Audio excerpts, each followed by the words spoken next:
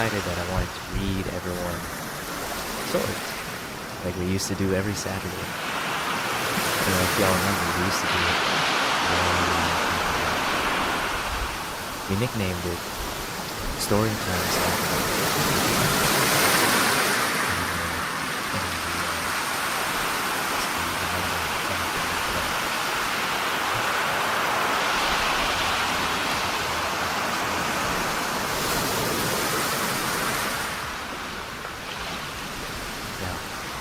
This format is honestly a little new to me.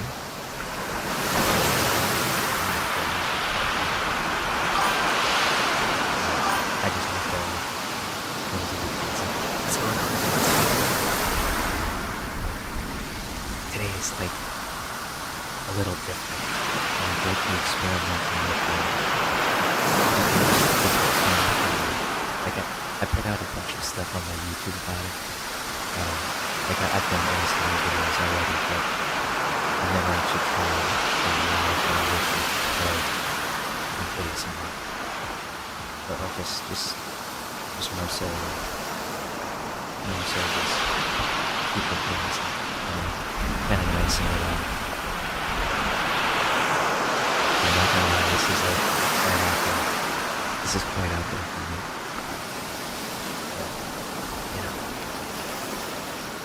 I've had some requests to write more stories about it. Please go ahead and we'll wait for it. We'll wait for it to make more mistakes.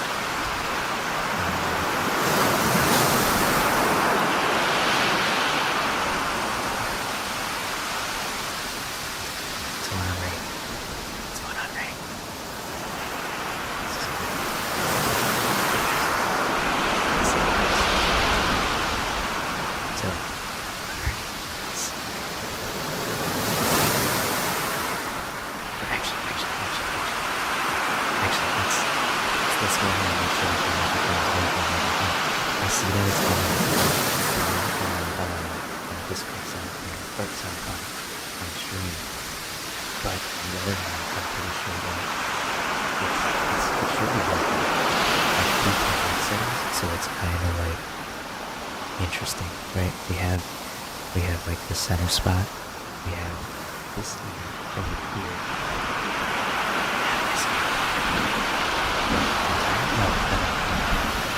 I'm anything. If anything, I'm like kind of on edge right now. Here, I'm gonna go grab some water.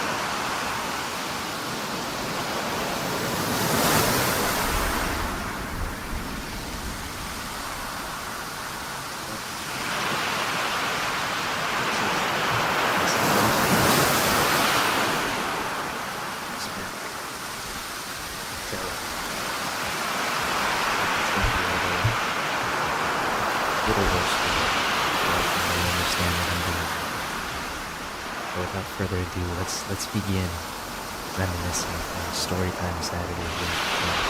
Those of you who have been around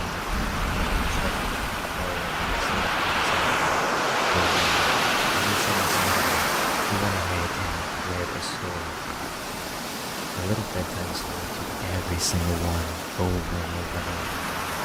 People have said multiple times, the voice is first you should really try ASMR.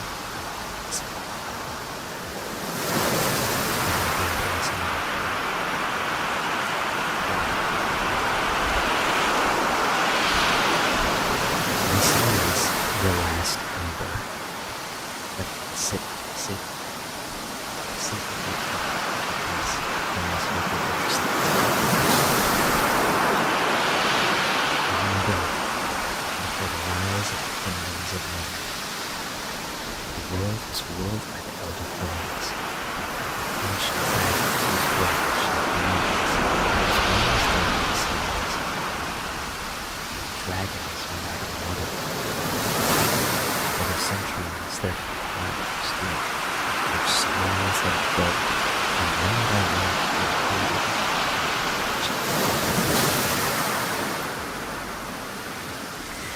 It was said that when the dragon's heart finally cooled, the world would fall into eternal night.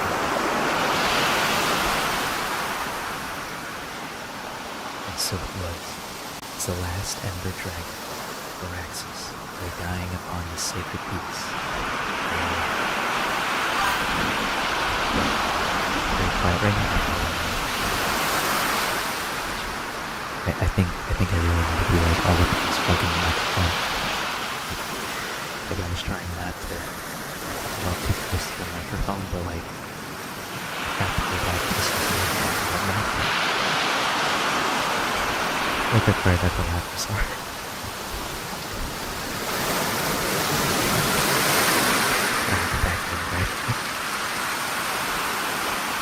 How's that? Is that a little better? Or is that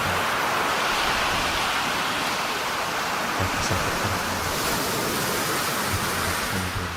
the settings here. What are we thinking about this one?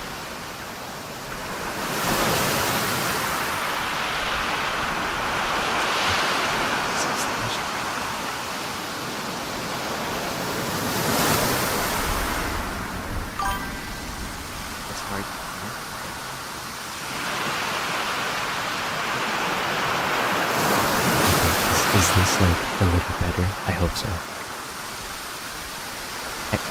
I could just say fuck it and turn off the filters, honestly. Like it wouldn't be that big of a deal.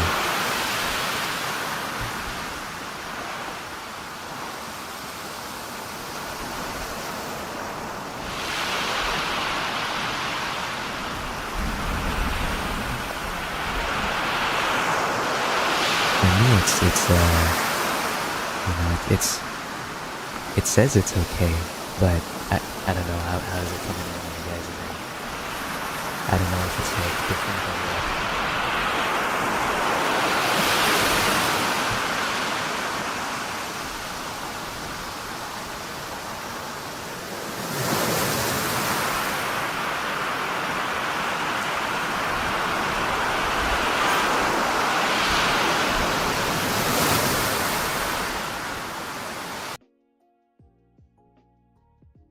Oh shit!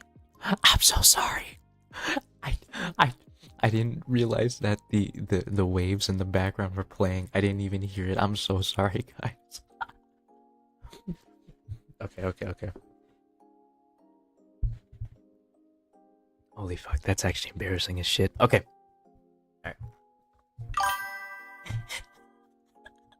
Stop. Don't make me laugh, because I'll fucking bust out laughing right now. Chillax.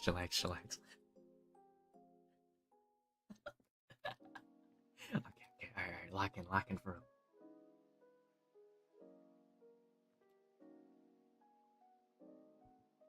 Okay, alright. Stop making me fucking laugh, alright. This is the last ember. Long ago, for the rise of the kingdoms of men, the world was ruled by the elder flames. Ancient dragons whose breath shaped the mountains and whose wings darkened the skies. But the dragons were not immortal. Over centuries their fires dimmed, their scales dulled, and one by one they faded into legend. It was said that when the dragon's heart finally cooled, the world would fall into eternal winter. And so, as the last ember dragon, Varaxis, lay dying upon the sacred peaks of Aloria, Snow already crept down from the mountains, biting into the heartlands below.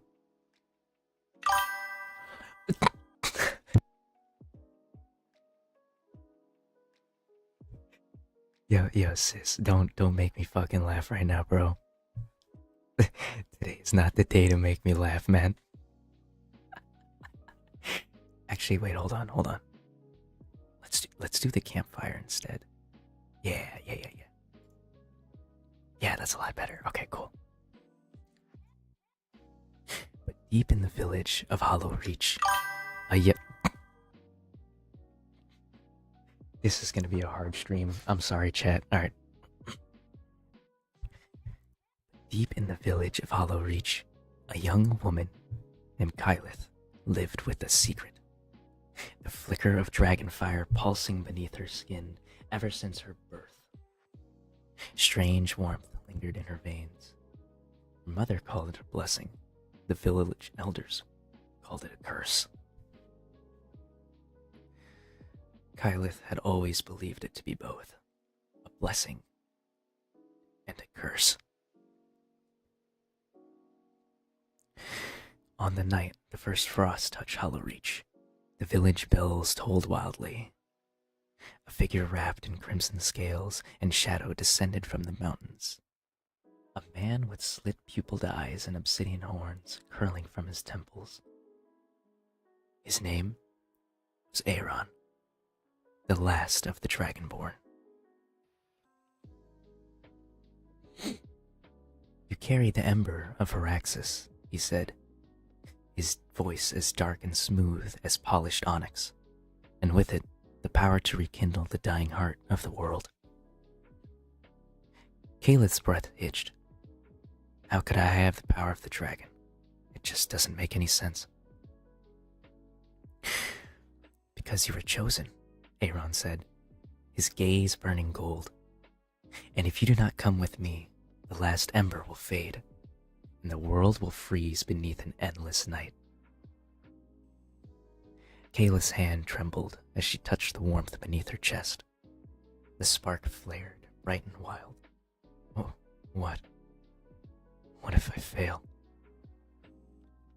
You won't, Aaron said, a rare softness in his voice.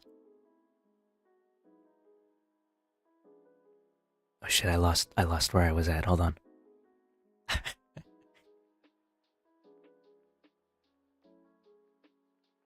Oh, okay, I found it. You won't, Aaron said, a rare softness in his tone, because the Ember chose you for a reason. Together, they set out for the peaks of Eloria, where the frostbitten ruins of Heraxis' nest lay hidden beneath ice and stone.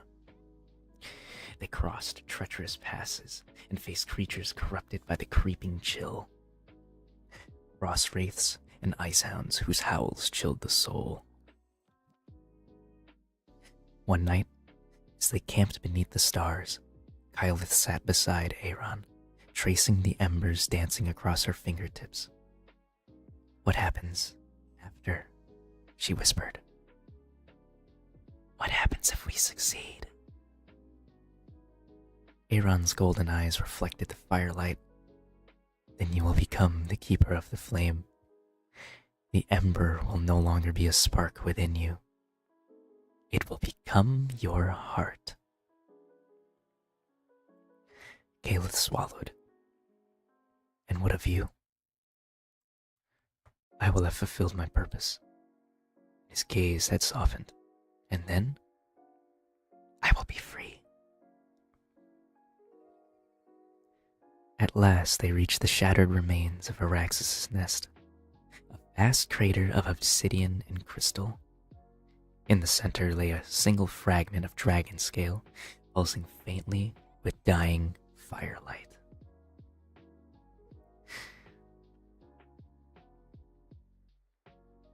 Kyleth approached, the ember within her chest blazing brighter and brighter with each step. Aaron watched from behind, and his expression was guarded. Kyleth, he said quietly, once you touch the heart, there is no turning back. Her hand hovered over the scale. The ember flared to life, and a cascade of light spilling from her fingertips. The ground trembled, and the ice began to crack. Fire danced through the air. She pressed her palm to her heart, and pain flooded through her veins, not burning, but searing with light and warmth. Her vision blurred, and the roar of ancient wings echoed through her mind. And then, silence. When Kalith opened her eyes, Aaron stood before her, his expression caught between awe and sorrow. Her hands shimmered with golden fire, and behind her, crater pulsed with new life. Tendrils of flame coiling through the earth, melting the frost. "You did it," Aaron whispered. Kalith smiled faintly. "No," she said. "We did it." And so the first sunrise in centuries crept over the peaks of Aloria, and beneath it, Kalith and Aaron stood together, a dragon and his keeper, as the last ember flared into life once more.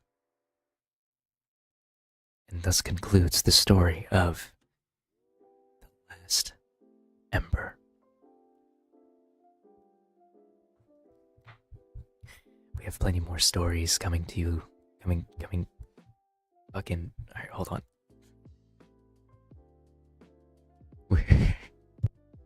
I'm sorry, I'm trying so hard not to laugh right now. Like, I don't want to flashbang anyone's eardrums right now. It's low-key, like, kind of fucking hard not to, though. Like, knowing my personality, I'm acting like such a fucking, like an idiot right now. Like, I genuinely do, like, I really do like reading these stories, right? When we did story time Saturday, that was like one of my favorite things in the whole wide world, just because we were able to sit back and relax. You know, people would tune into the stream all the time saying, "Oh, Kitteh, this is nice. Something to put in the background while you go ahead and do your thing." Well, oh shit, I totally forgot to... Okay, as you can tell, I've been like kinda scrambling just a little bit when it came to getting on stream like this. I don't actually remember if I turned off sound alerts. And if I did, if I forgot to, I'm so fucking sorry. Here, let me actually... Okay, there we go. Alright, that works. Alright, let's get the next story up.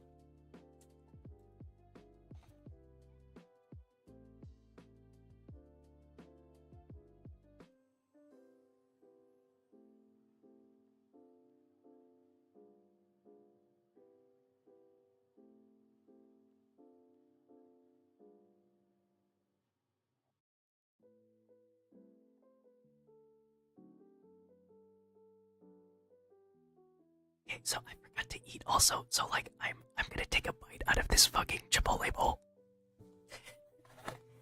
Dude, I'm so fucking stupid. Like I knew going into this stream that it was going to be like low-key kinda hard for me. What the fuck is that noise? Okay, hold on one moment. My VR headset is like about to fucking explode.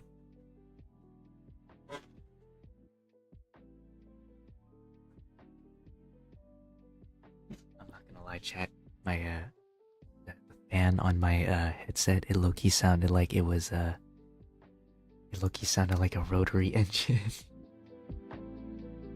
Like, that's how stupid it was. Okay, alright, let's get back to it.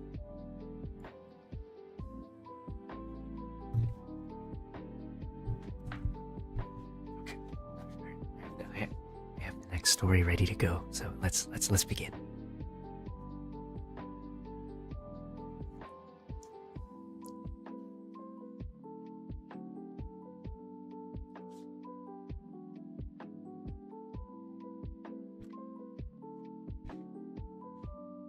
Okay.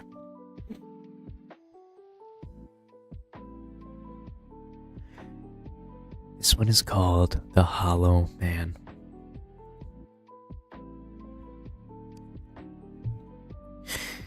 The town of Black Hollow was a place forgotten by the world, hidden beneath a canopy of ancient trees and thick fog.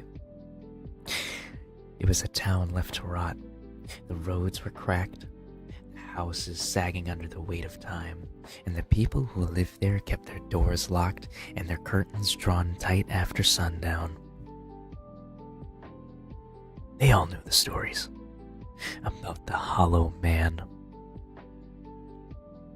He came when the fog was the thickest, slipping through the cracks beneath the doors. They said you can hear him whispering in the dark, a low scraping sound like the drag of nails against the wood. If you heard him, it was already too late. No one ever saw his face. They only found what he left behind. Arden knew better than to go out after dark. Everyone did. But when his younger brother Eli vanished one cold autumn night, he had no other choice. The town guard had refused to search after sundown, and they told Arden to just accept it. That Eli was gone just like the rest of them. But Arden couldn't. Eli was all that he had left. On the third night after Eli's disappearance, Arden stood at the edge of the woods, clutching his father's old lantern. His breath fogged in the cold air, and the woods were unnaturally silent.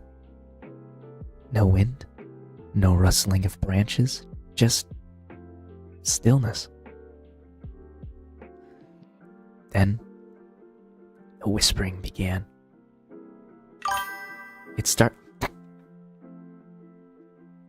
Hi, Cookie, how are you doing today? I'm sorry, I'm like trying not to laugh right now. We're trying out something new right now. It's so nice to see you though, Cookie, like holy shit. The whispering began.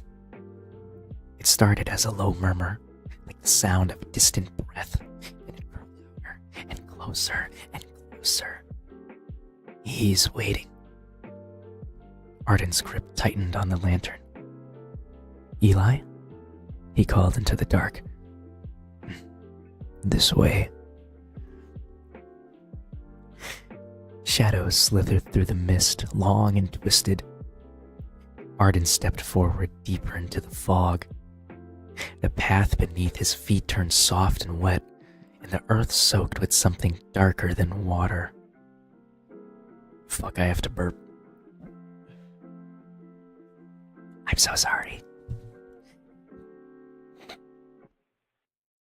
Shadows slithered. Oh shit, sorry. A shape moved through the fog ahead, small, hunched. It was a child. Eli.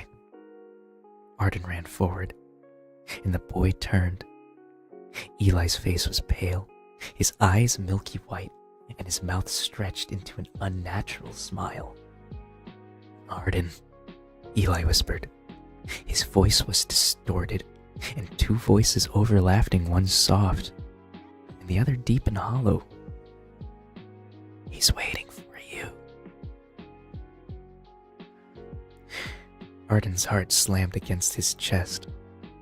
What happened to you?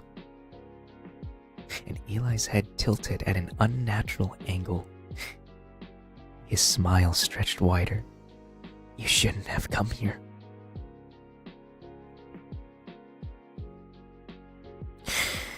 Long, thin fingers slid from the mist behind Eli's shoulders, and a figure emerged, impossibly tall. its limbs too long, its face empty. A hollow stretch of pale, gray skin where eyes and a mouth should have been. Its head twitched unnaturally toward Arden. The Hollow Man. And Arden stumbled backwards as the creature extended a hand. Fingers jointed too many times, bending like broken branches.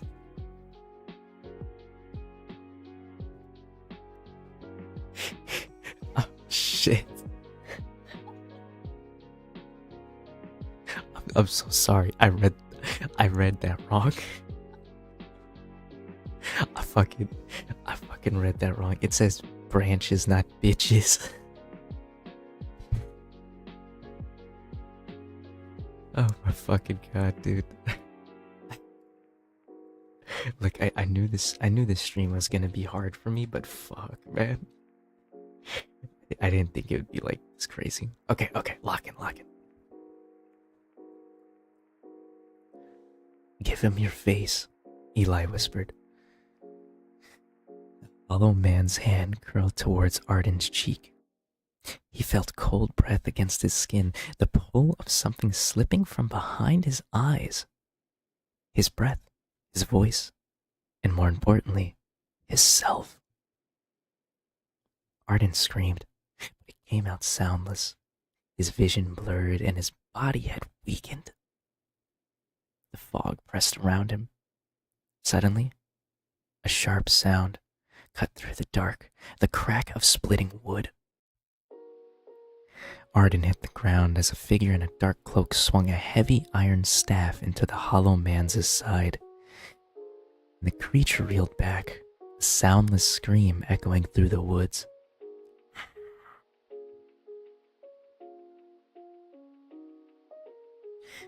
Get up, the stranger growled.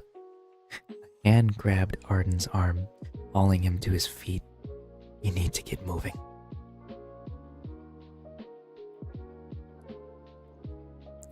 Arden stumbled after the figure, the fog twisting and shrieking behind them. He barely registered the broken gate ahead before they burst through it, the fog collapsing behind them with a deafening snap. They stood beneath the broken remains of Black Hollow's old church. Arden collapsed to his knees, gasping for air. The stranger pulled back his hood, and a man, dark hair, pale eyes, and a jagged scar across his cheek. You're lucky I was nearby. You could have died. Arden's hand shook. My brother, Eli, he's still out there. The man's expression darkened. That wasn't your brother. Then what was it? The man's pale eyes glinted beneath the dim moonlight. A shell. The Hollow Man keeps his trophies. Arden's throat tightened. Then, can I get him back? The stranger's expression was grim. If you're willing to follow the Hollow Man into the dark, then maybe, just maybe, you might have a chance to get him back. Cold winds slept through the broken windows of the church. Arden's breath shuddered.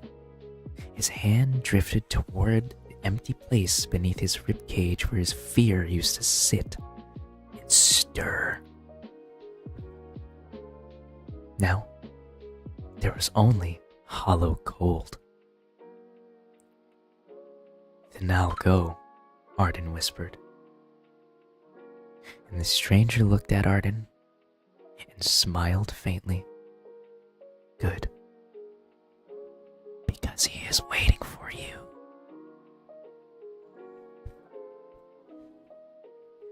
And so goes the cautious tale of the Hollow Man. The man who lurks beneath the woods, waiting, and waiting. He's out there ready to get you.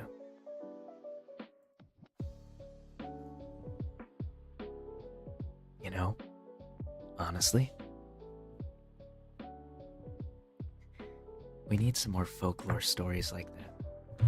You know, like I'm sure you all know about the chupacabra and all of them, right? The chupacabra is it's quite something. Or what the fuck am I talking about? Not the chupacabra. The oh my fucking god! It's like a it's like a Spanish legend. Oh my god! Why am I forgetting about it?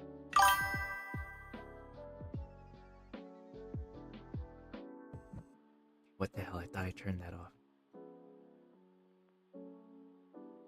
So sorry, guys.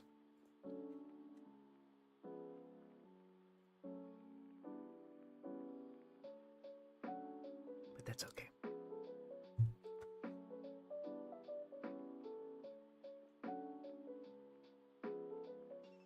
Alright, well, without further ado, let's go ahead and get the next story up and running.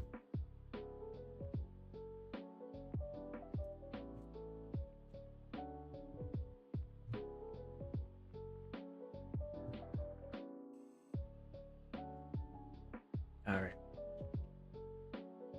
Let me go ahead and get some food in my system and then we'll begin.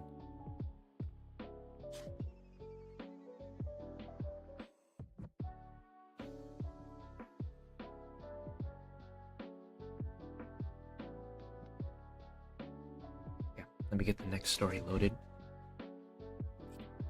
We'll go ahead and begin.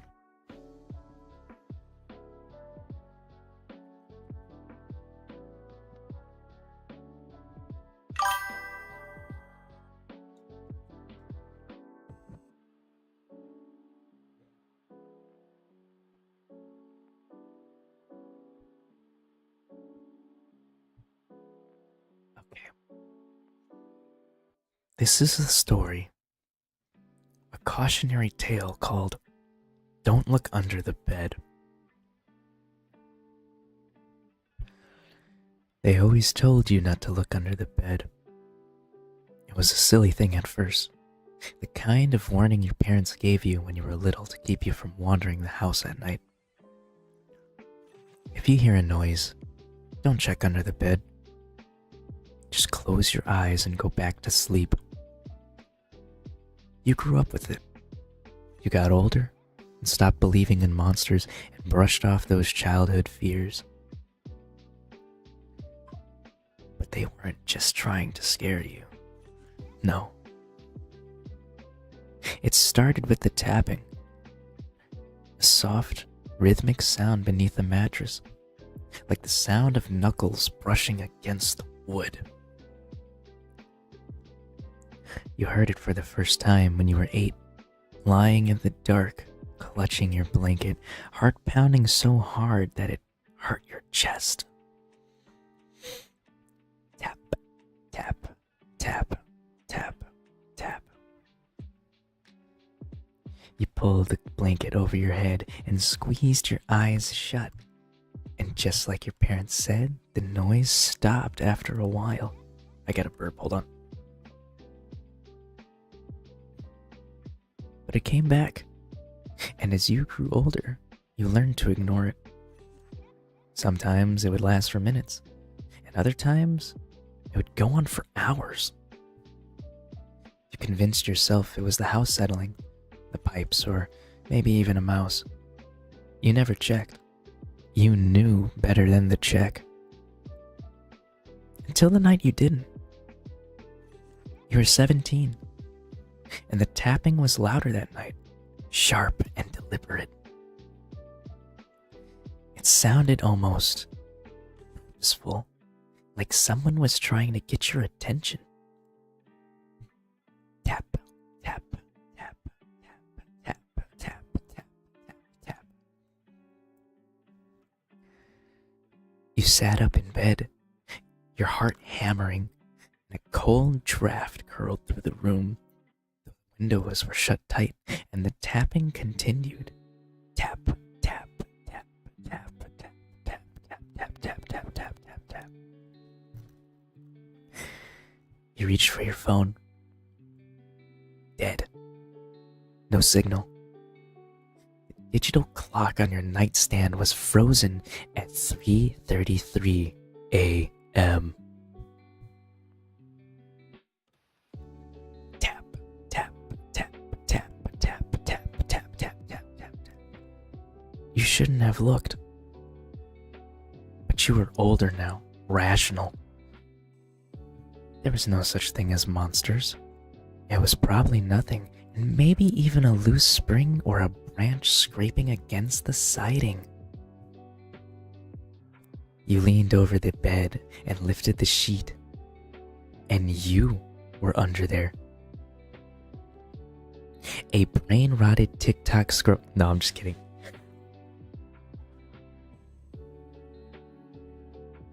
I'm so sorry. You, pale, wide-eyed,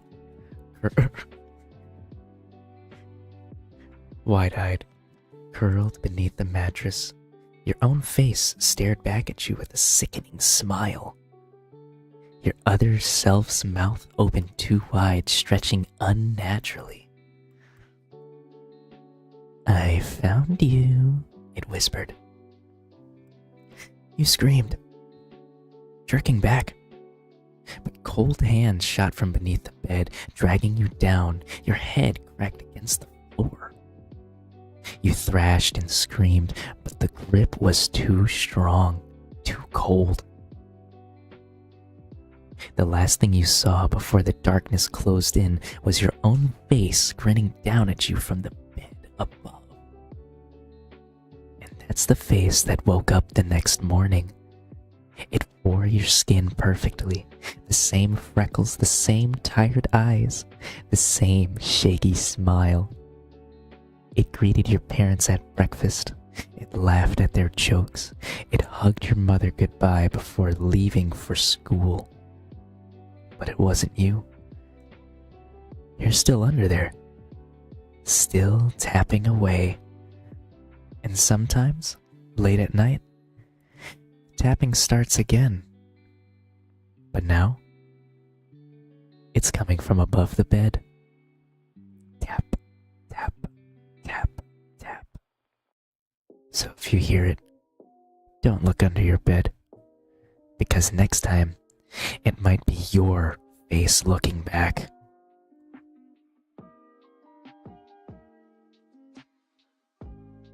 The cautionary tale of not looking under your bed. How's that for you? For those of you who are tuned into the stream, go ahead, look behind you, and check under your bed. I guarantee you, there's something waiting for you. I'm such a fucking headass for that one. Let's get a quick breather in, and we'll begin the next story shortly.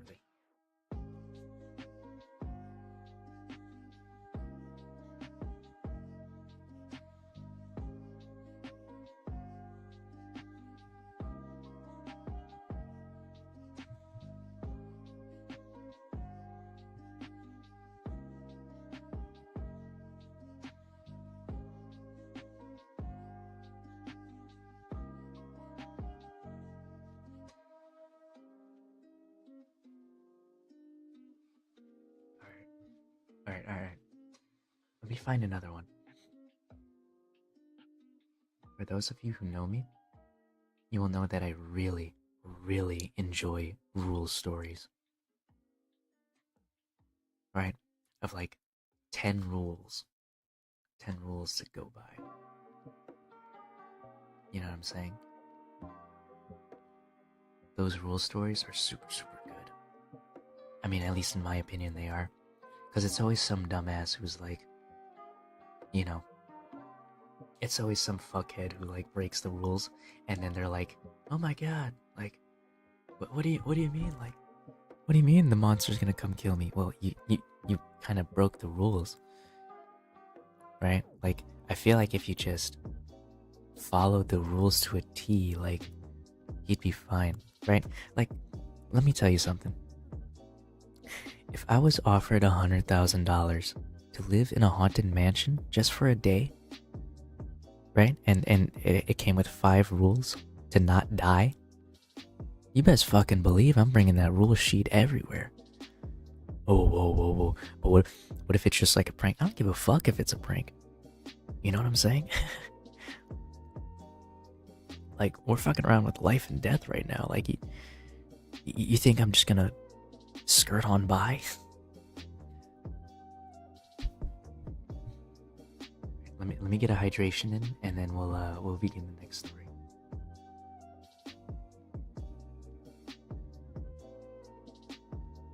Alright, I found a horror stories repository, by the way, so this is gonna get interesting.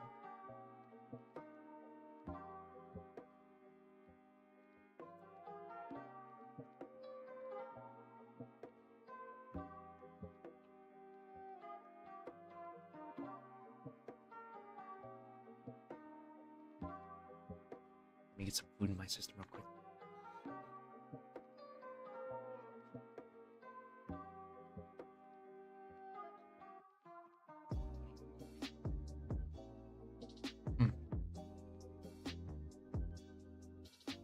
Let me also tell you some bullshit about where I live at right now, right?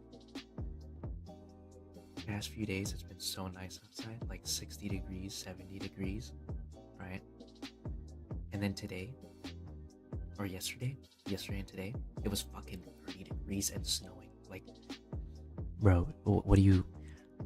You're telling me that, like, we have the most bipolar weather ever? Fuck out of here. Did you know that New York pizza is better than Italian pizza? Fuck out of here. Right? Let's go ahead and start this next story, okay? This one is called The Rule of the Mirror. Strap in, folks. It's time to get real. There's a rule in the town of Barlow. A rule passed down through generations. It's one that whispered by parents to their children and spoken in hushed tones by the old folks at the tavern. And the rule? The rule was simple. Never look into a mirror after midnight. At first, it seems like an old superstition. Everyone's heard it. No one takes it that seriously. Not until they see it for themselves. Ben didn't believe in old stories. He didn't believe in fuck-ass ghosts, and certainly not in cursed mirrors. He was a man of logic and a man of reason. So when he moved into the old creaky house down on Maple Street with his antique mirrors and dark hallways, he laughed at the strange warning his neighbor gave him. The rule? Why did that play so fucking loud? I'm so sorry. I'm so fucking sorry. Holy shit, I'm so sorry. Okay, let's keep it going. Let's keep it going. Rule, she said, eyes wide with a mixture of fear and desperation. Don't break it. You won't like what happens if you do. Ben thought she was just another eccentric old woman clinging to ancient myths. He assured her that he wasn't afraid of ghost stories and simply decided that he would move on. But one night, alone in his room, Ben sat down to read. The clock on the wall struck midnight. The silence in the house felt thick, like the air had stopped moving. He glanced towards the hallway. A large, ornately framed mirror hung at the end of the side of it. His reflection was faintly visible in the dim light, distorted by the shadows. It was the same mirror that had been in the house since its construction, the one that always felt off when he looked at it. A mirror that seemed to stretch the edges of the room, bending time and space in a way that he just simply couldn't explain. Ben couldn't help himself. He stood, walked towards the mirror, and peered directly into it. And then, as he gazed at his reflection, something strange happened. His face. His face didn't look quite right. It was too still, too perfect, almost too clean. His eyes stared back at him, wide and unblinking, like they were watching him instead of the other way around. A shiver crawled up his spine, and he tried to move, but his reflection stayed frozen. And slowly, with an unnatural gaze, the reflection in the mirror raised a hand, slowly and deliberately. Ben stepped back, confused. The reflection didn't move with him, and it remained still, its hand outstretched, reaching towards the broken glass. No, Ben whispered, his throat tightening with unease. The rule, the warning, he had broken it, but it was already too late. The hand pressed against the surface of the glass, pushing outward, slowly as if it were underwater, and something began to shift. The mirror rippled like water disturbed by a stone, and Ben's heart pounded in his chest as the reflection of himself twisted into something else, something terribly wrong. And it smiled. It looked at him and smiled. A grin too wide. Its teeth were sharp, jagged, and its eyes were now black pools of emptiness. The figure in the mirror took a step forward, its foot pressing against the glass and cracking it. Ben tried to turn and run, but he was frozen. His legs couldn't move, and his hands were glued to his sides. Then, with a sharp crack, the figure broke free. The glass shattered into countless pieces, each fragment showing a part of the monstrous, twisted version of Ben. And the air in the room grew cold, and the mirrors around the house began to tremble. The figure that was once his reflection moved toward him, its movements jerky and unnatural, like it was being pulled by invisible strings. Shit, I have to burp. Now that you've looked... Oh, shit. Now that you've looked, it whispered, voice deep and cold. You belong to me now. Ben gasped as the thing reached for him, its fingers sharp like daggers. He could feel his body becoming weaker, drained of energy, and the air around him was suffocating, thick with a cold that sank into his very core, his bones. You broke the one that we told you about. Do not look into mirrors after midnight. The last thing Ben heard was the sound of glass shattering all around him. From that night on, there were whispers in Barlow about a man who vanished, leaving only his reflection behind in every mirror he'd ever look into. People say if you're careful, you can catch a glimpse of him trapped behind the glass, still trying to break free. But the rule is clear. Never look into a mirror after midnight. And so wraps the story of Ben in the town of Barlow and the rule of the mirror.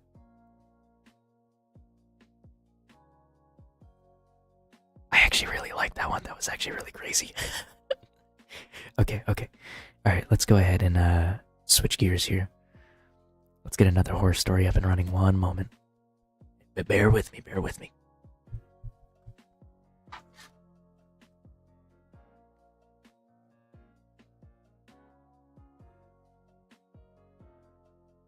Also, happy St. Patrick's Day for those who celebrate. I'm not gonna lie, I may or may not be like 2 drinks in right now. Oopsie.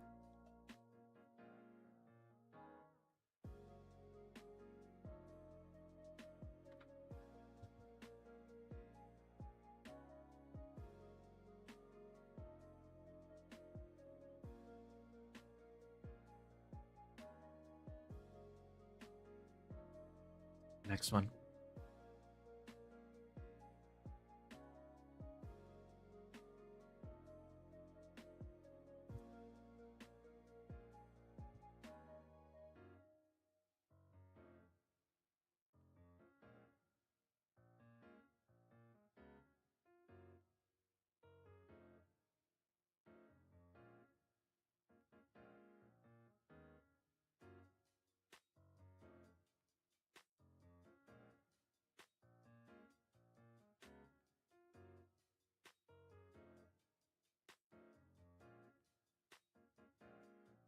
All right, here we go.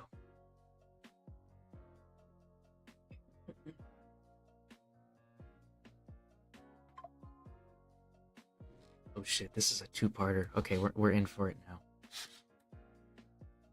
So it's a lot of rule stories, right? A lot of rule stories.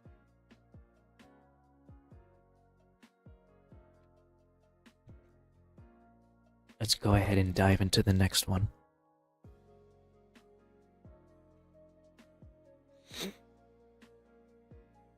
This is called The House on Thornhill Road.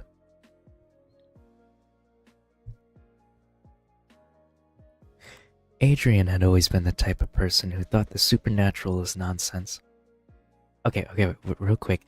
Don't y'all think it's like fucking interesting as fuck that like most of the people who die in these stories think that like the paranormal just doesn't exist, and when it starts happening in front of their face, they're just like, oh fuck, like it actually does exist, and then they fucking die.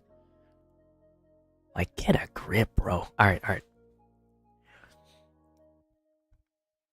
back to it.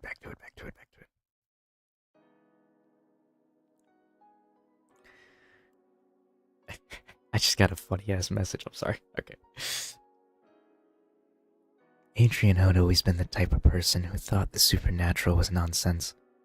Something to keep children entertained and to make for good campfire stories. So when his friend Frank asked him to house sit for a few days, he didn't think twice. Frank had mentioned it would be a quiet gig. Just watch the place while I'm gone, Frank had said. It's pretty simple. I'll leave you a list of rules to follow. Don't fuck anything, don't mess with anything, and everything will be fine, he said. Rules? Adrian thought. How hard could it be? He wasn't no child. The house, a sprawling old mansion on Thornhill Road, had always seemed strange. Hold on, I got a burp. Had always seemed strange. The town's legends spoke of its cursed place, but Adrian never paid much attention to these things. To him, it was just an old, dilapidated house, with its creaky floors and overgrown garden. Frank had inherited the property from his late uncle, who had lived there alone for decades on end. When Adrian arrived, Frank handed him a crumpled piece of paper. Here, Frank said. These are the rules. Just follow them, all right? Adrian took the list without much thought, and he started to look at the rules, reading them to himself one by one. Rule number 1. Do not enter the attic. The attic? Adrian thought. Okay, that's fine, he said to himself. Rule number 2. Never open the door to the cellar. Okay, pretty standard, he said. Rule number 3. Do not light the candles in the living room. Okay, that's...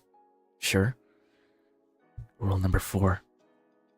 Never speak aloud in the hallways. Adrian looked at this rule a little bit for a moment, but he didn't understand what was so odd about the rule. just kind of stood there, lost in thought. Hi, Allie. Welcome in, welcome in. And finally, rule number 5. If you hear whispers, leave the house immediately. Frank's face was serious, and for a moment, Adrian thought he saw a flicker of fear in his friend's eyes. But then it was gone, replaced by his usual laid-back demeanor. You know, just stay in the main areas and relax. It's just a few days. I'll be back home soon. Frank said, clearly eager to get the fuck out of there. Adrian didn't take the rules seriously. Sure, they were strange, but they didn't seem like they'd be hard to follow. Thank you so much for subscribing for 1 month, by the way, Mama. I have most of my alerts turned off, but thank you so much for supporting the channel. You are actually insane. Shout out to you. Adrian didn't take the rules seriously. Sure, they were strange, but they didn't seem like they'd be hard to follow. He could handle a few days in a creepy old house with a couple of odd restrictions. Or so he thought. That evening, after Frank had left, Adrian had settled in. The house was eerie, with its dim lighting and creaking floorboards. But he didn't mind. He made himself a drink and turned on the TV and tried to ignore the strange feelings that lingered inside of the air. But as night began to fall, the house seemed to come alive with sounds. The wind howled outside, and every now and then, Adrian heard strange, subtle noises, like faint whispers just beyond his hearing. He couldn't quite place it, but he attributed it to the old pipes or the house settling. He glanced over at the crumpled papers with the rules, and Adrian snorted to himself, shaking the head. Candles, whispers, doors. I'm not a kid, he muttered to himself under his breath, and that's when he heard it, a soft creaking sound. It was coming from upstairs, the attic. And Adrian froze for a moment, eyes darting toward the stairs. He could have sworn he saw a faint light flicker through the cracks in the ceiling. The attic door was just above the hallway, half hidden behind a large, cobwebbed painting. He wasn't supposed to go up there. The first rule was clear, but what if it was nothing? What if it was just a rodent, or maybe the wind pushing something around? And that's when it hit him. Adrian's curiosity got the better of him, and he stood up from the couch, glancing around. The house felt wrong, but he chalked it up to the isolation. And the creaking continued, and finally, Adrian couldn't resist. He walked towards the stairs, pausing at the foot of the hallway, and the dim glow of moonlight filtered through the dusty windows, casting long shadows across the floor. He reached for the attic door handle. He wasn't going to do it. He wasn't. But the door looked different now. It was slightly ajar, just a crack, and Adrian could see a faint light flickering from the inside.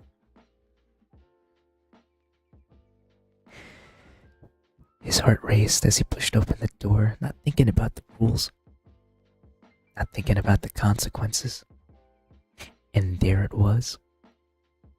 The attic, dark and cramped, was filled with old boxes and forgotten furniture. In the far corner, beneath a dusty sheet,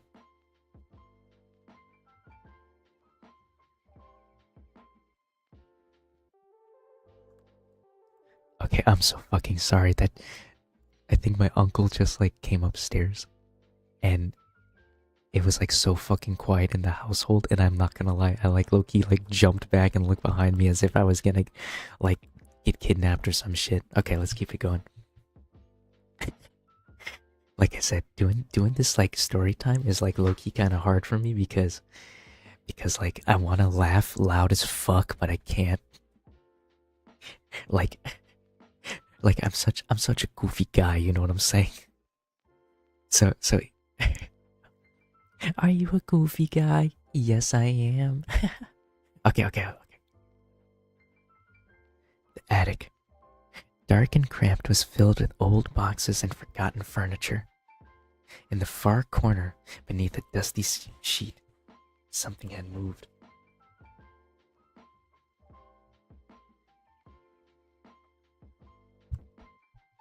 Adrian took a hesitant step forward, and then the door slammed shut behind him. The light flickered violently, casting an unsettling glow on the walls. And then that's when the whispers began. Low, guttural, indistinct. You shouldn't have.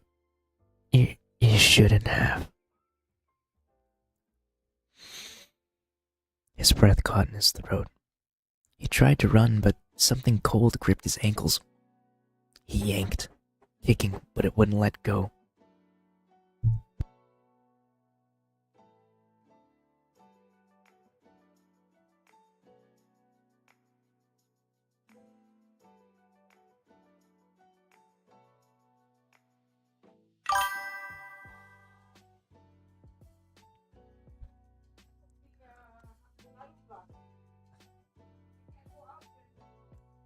Uh, his breath caught in his throat. He tried to run, but something cold gripped his ankle. He yanked, kicking it, but it wouldn't let go. The whispers grew louder, more frantic. The attic seemed to stretch impossibly long, darkness closing in around him. And Adrian finally broke free, stumbling toward the door, pulling it open with shaking hands. When he stepped back into the hallway, the house was eerily silent. Too silent. He was breathing heavily, sweat dripping down his face. The whispers all but gone, but a cold presence lingered in the air, filling his lungs with a suffocating heaviness. He looked down at the floor only to see his own footsteps had been replaced with footprints that led straight towards the attic door. And then the whispers began again. The first rule had been broken, and Adrian would soon learn that breaking a rule in that house wasn't a mistake. It wasn't just a mistake. It was a sentence.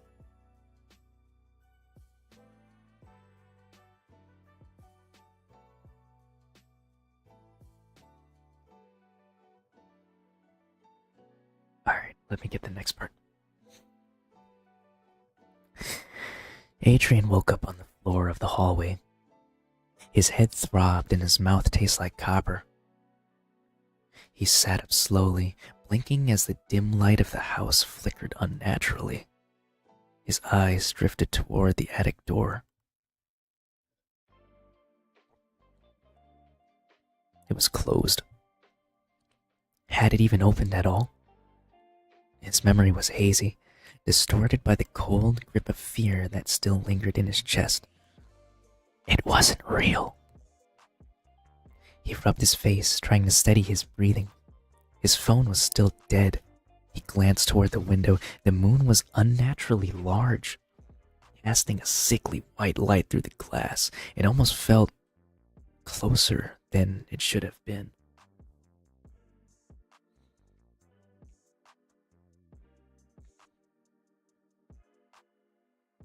A noise echoed down the hallway.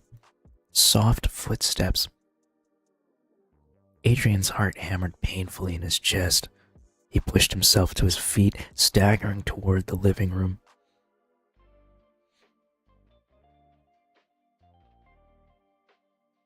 I just lost where I was. What the hell? Oh. He glanced toward the crumpled list of rules on the coffee table, and there his eyes set aside on rule number 5. If you hear whispers, leave the house immediately. He hesitated. His fingers trembled, and the footsteps grew louder. Thump, thump, thump, thump, thump. A slow, dragging sound followed, like something heavy being pulled across the wooden floor. Adrian backed toward the front door. His hands fumbled at the lock, twisting it, but it wouldn't budge. The deadbolt was jammed, and there behind him, more thumping noises. Thump, thump, thump. He turned towards the hallway and froze. A figure stood at the end of the corridor. It was a man, tall and thin, dressed in a dark suit. His face was unnaturally smooth, devoid of features except for 2 deep, hollow slits where eyes should have been. His mouth stretched wide, splitting his pale skin at the corners. Adrian. The voice slithered through the air like smoke. It wasn't coming from the figure's mouth. It was coming from everywhere. The walls, the ceiling, the floor, beneath his feet. You broke one rule. Adrian stumbled backward, hitting the wall. I didn't mean to. You looked, the thing whispered.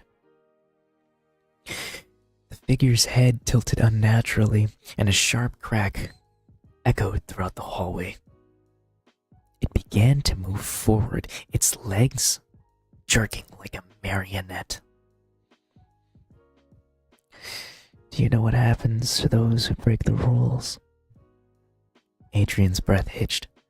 He turned and bolted toward the back of the house, crashing through the kitchen. He yanked open the back door, but the backyard wasn't there anymore.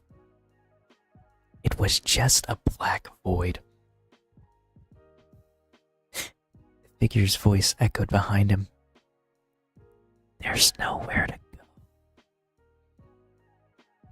Adrian turned, and the figure was suddenly right there, inches from his face. Its mouth opened wider, too wide, revealing rows of blackened, broken teeth. You didn't listen. The floor beneath Adrian's feet shifted. He stumbled backward, falling into the cold, warped wooden planks. His hands pressed into something wet, dark streaks of crimson spreading beneath his palms. The house was rotting from the inside out. The walls were breathing, and the wood pulsed beneath his veins, stretching beneath the surface. Adrian scrambled to his feet, gasping. The figure stood just outside the room, staring. Its head twitched, body jerking unnaturally with every step. Why do you think the rules exist? Adrian's eyes darted toward the list on the table, and his breath hitched. There was something new, something inscribed in blood. A 6th rule, scrawled in red ink beneath the others. Rule number 6. If you break a rule, make an offering. Adrian's heart slammed into his throat. What kind of offering? The figure's mouth curled unnaturally and upward into a smile. Blood started pouring out of those soulless eyes of his. Adrian backed toward the wall. His hands curled into a fist. No. There's gotta be another way. You already broke the rule. Adrian's vision blurred as the figure lunged. He ducked, grabbing a glass off the counter and smashing it across the creature's arm. The glass shattered, cutting into his hand, but the creature didn't even flinch. The creature's hand shot forward, gripping Adrian's wrist. A sharp, searing pain erupted through his arm as the figure's fingers sank into his skin, twisting into the bone. Adrian screamed, but his voice was fading. He felt his breath slipping away, his strength was draining. The figure leaned in, its hollow eyes staring into him. "You can still save yourself." Adrian's head sagged forward, and his breath hitched. His shaking hand slid toward the broken glass. His arm was numb where the creature's fingers dug into his skin. Adrian stared down at the glass, and his reflection stared back, twisted and wrong. His face was pale, his eyes sunken, and his body felt weak, like it was already being hollowed out. The creature's grip tightened, and Adrian screamed once more. Adrian's eyes burned with tears. His hand trembled. The glass in his grip was cold and wet with his own blood. The figure's mouth stretched open, dark and endless. Adrian's chest rose and fell in ragged breaths. His arm throbbed, his body trembled. He took the glass and drove it into his palm. Pain exploded through his hand as blood spilled onto the floor. The creature sighed, a sick, satisfied sound. The room trembled violently. The darkness began to recede. The figure's form wavered, flickering like smoke caught in a breeze. And Adrian's breath came in ragged gasps. The creature's face melted into a shadow. "You've bought yourself time," it said, "but the house will never forget." The figure's body dissolved into ash, drifting upward towards the attic door. Adrian collapsed to the floor, clutching his bleeding hand. His vision blurred. A soft creaking sound echoed through the house. The attic door slid open again, and this time, something stepped out.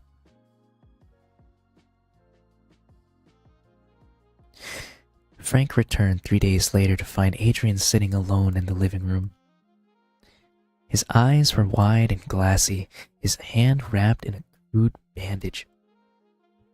Hey man. Frank crouched down in front of him. "You okay?" Adrian's lips parted. A thin smile stretched across his face. His eyes, they were too dark, too empty.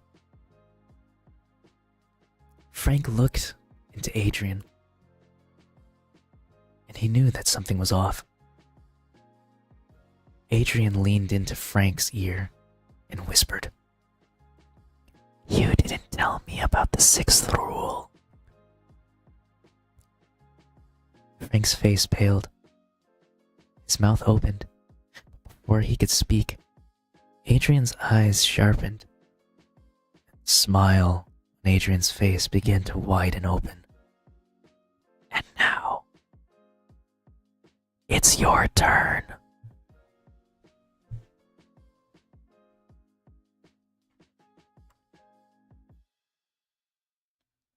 And that was The House on Thornhill Road.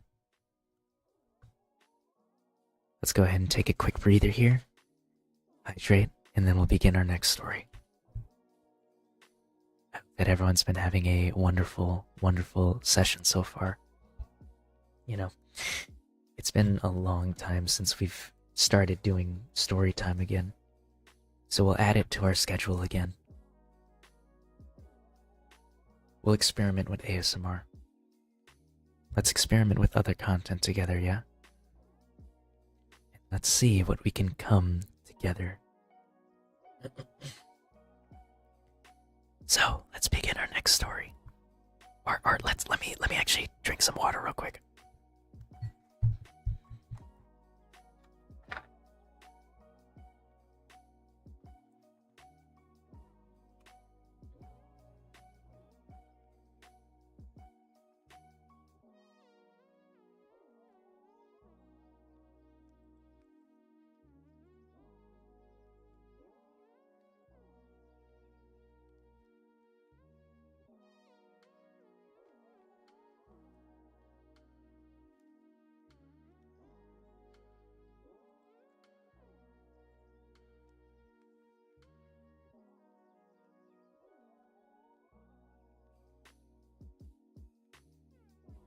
Let's get the next one started.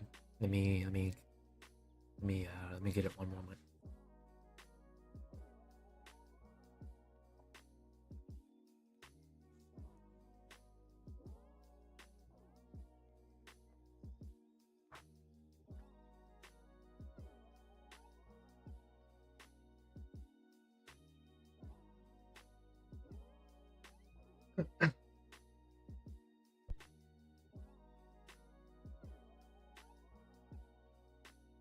Oh my god, dude. Swallowed some rice and fucking I swallowed some rice and the spice like hit the fucking back of my throat. And I haven't reached for the mute button so fucking fast. Like I was coughing so loud. I'm so sorry, guys.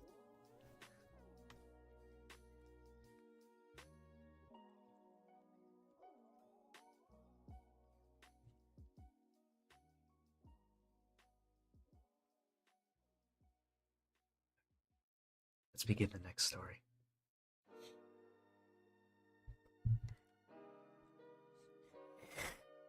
This is the thing that watches. Let me actually get some, Here, hold on. Actually, I got an idea. Let's wait for the ad break, and then we can begin the next one.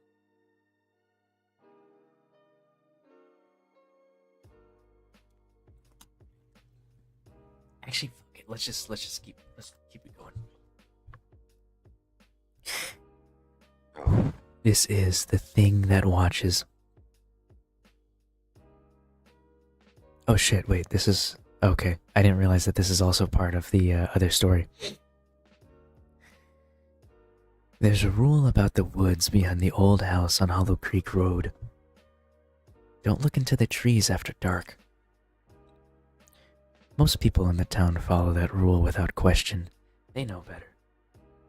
They've heard the stories about the people who wandered who've wandered too far into the woods, and the shadows that followed them home. And the ones who came back? Wrong. Evelyn didn't believe in any of that. She'd grown up hearing the stories of her grandmother, stories about the Watcher of the Woods. A creature that can mimic your face, your voice,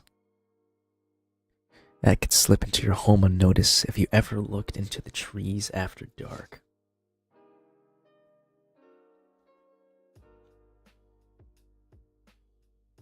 They tell you not to reason. They tell you not to look for a reason, child. Her grandmother would say, clutching Evelyn's hand too tightly. Because once it knows you've seen it, it follows you home. But Evelyn was 27 now, too old for ghost stories.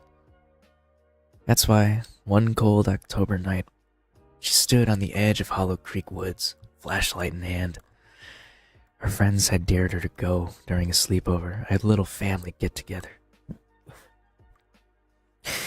Just 5 steps into the tree line, look around, and come back out.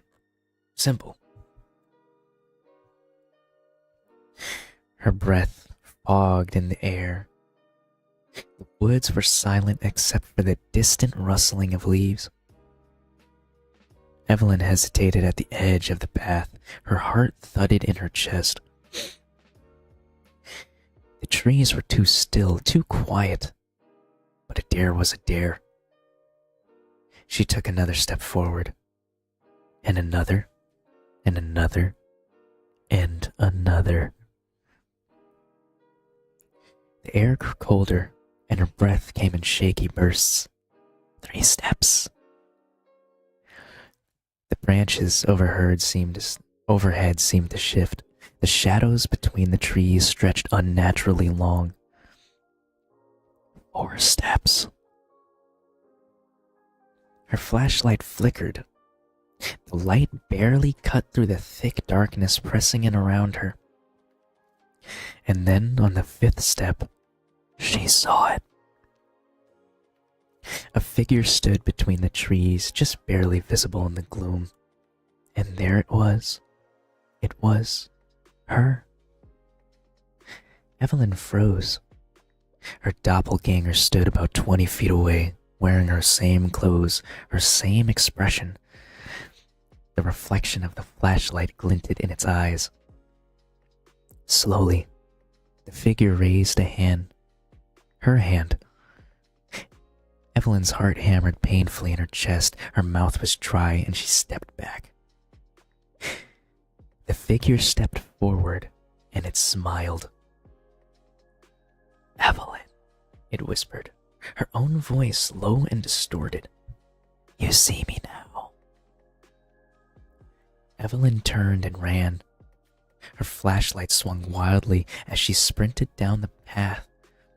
Branches whipped against her face. She stumbled, falling hard onto the cold dirt. Her breath burned in her throat. Behind her, the thing laughed. Evelyn.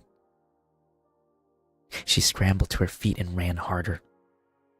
The edge of the woods was close. She could see the streetlight flickering at the edge of the road. But the figure was faster. You could hear its footsteps just behind her, its breathing matching hers almost to a T. She reached the edge of the woods, leaping onto the pavement. Safe. And Evelyn collapsed onto her knees, gasping. Her heart pounded so hard that it hurt. And slowly, she turned back toward the tree line. The figure stood there, just beyond the edge of the woods. Its head was tilted. Its smile was too wide.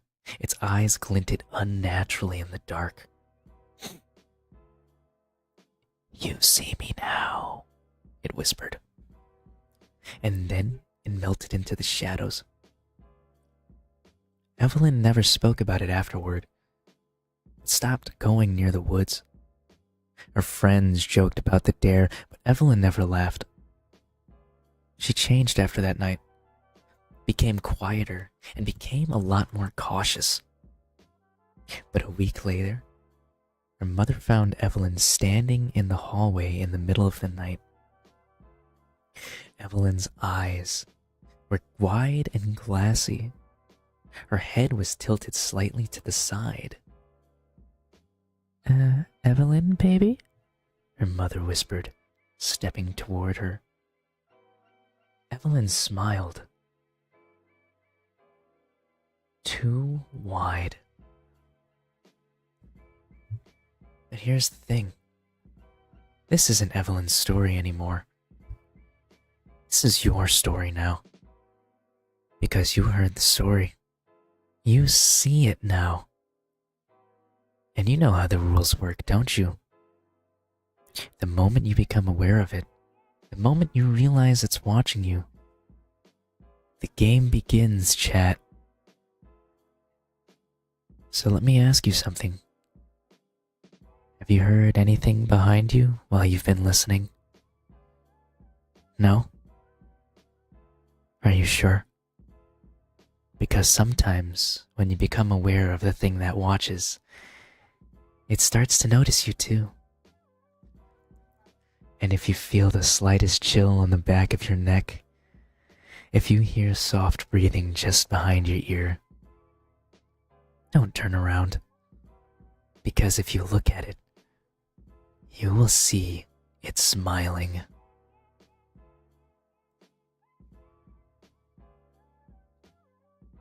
thing that watches. Let's take a breather here.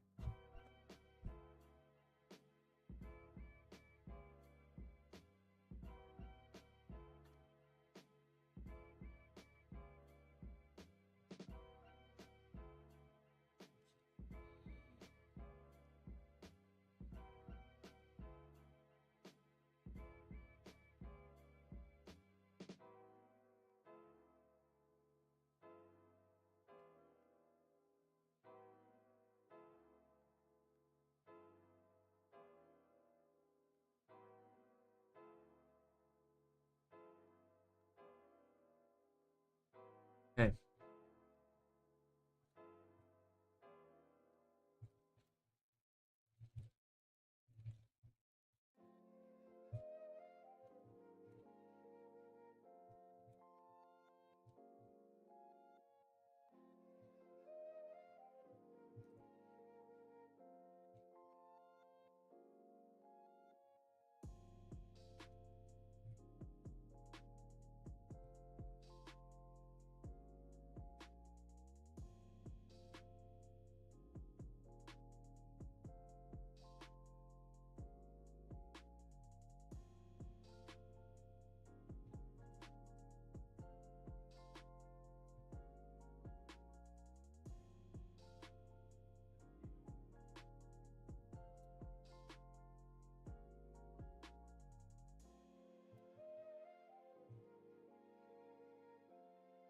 Okay.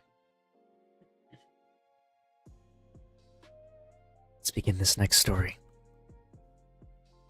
This one is called The Echo Ward.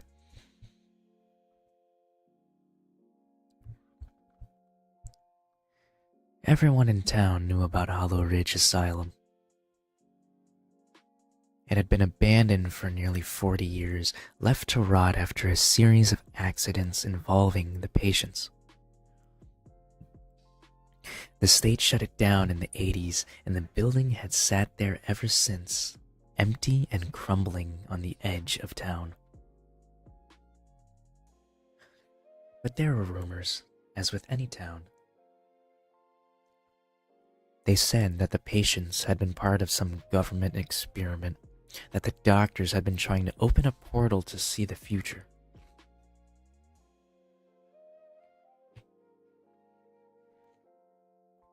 They say the patients went insane after they saw it, Tyler said, his flashlight cutting through the fog as he led the way towards the main entrance. You actually believe that bullshit? Sarah scoffed, brushing her long dark hair behind her ear. It's just an old building. They probably just drugged the patients to keep them quiet. They say it's cursed, Maddie whispered, her breath fogged in the cold air. My uncle used to work here as a janitor. He said he'd hear patients talking to people who weren't there. And they could see things, Tyler added. The future, but it messed them up, like their minds couldn't handle it. Yeah, okay. Or maybe they were just crazy, Jake said, his hands stuffed into his jacket pockets. But even Jake didn't sound confident. The four of them stood at the front of the asylum, a massive, rotting structure of dark brick and shattered windows. Ivy climbed the walls like veins, and the large double doors hung partially ajar. The faint sound of metal creaking in the wind echoed through the cold night air. Tyler, of course, grinned. Come on, unless you guys are scared. Yeah, right, Jake said. I'll go first. He pushed the door open, and it groaned loudly, the sound of rusted hinges echoing down the dark hallway beyond. Cold air rushed out from inside, carrying the faint scent of mildew and something stale.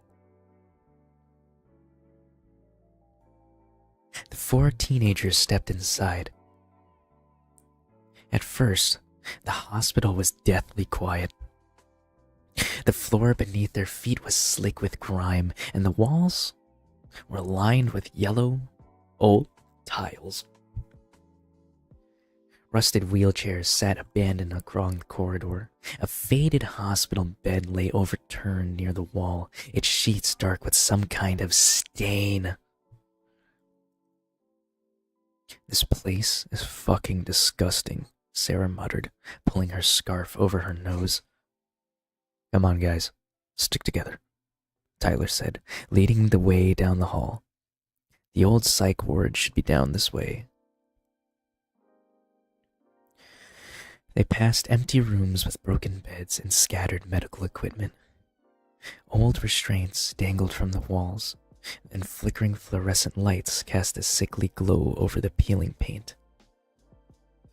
Maddie shivered.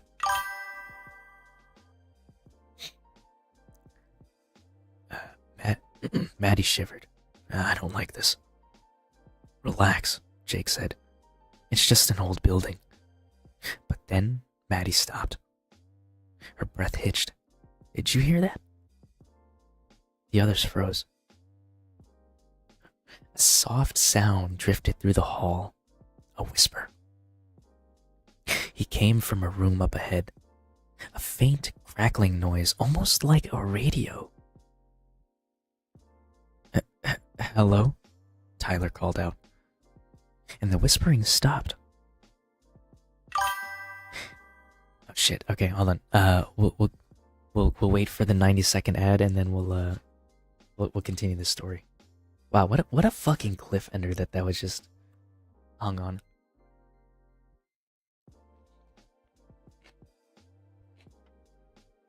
Hey, another depressing day for me. Oh, I'm sorry to hear that. Well, I hope the day starts getting a bit brighter as the day goes on. Right? We can always spin something to be more positive, even when things look negative.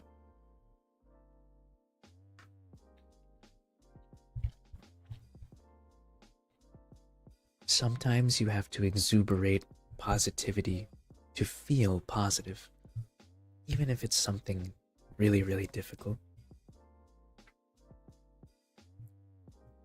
In my personal life, it's one of the reasons why I'm so positive these days, despite everything that's happened to me. You just found out you have clinical depression? I'm sorry to hear that. But noticing it will help you better understand what's going on. And the best part is that there's treatments. There are treatments out there, whether that be through self-care, self-love, medicine, either or. Whichever you choose, though, it's the right choice. The world is a better place with you in it. Alright, now that the ad break's over, let's continue. "Hello?" Tyler whispered out, and the whispering stopped. Jake took a step forward towards the room. "We're not alone." The room inside was different from the others.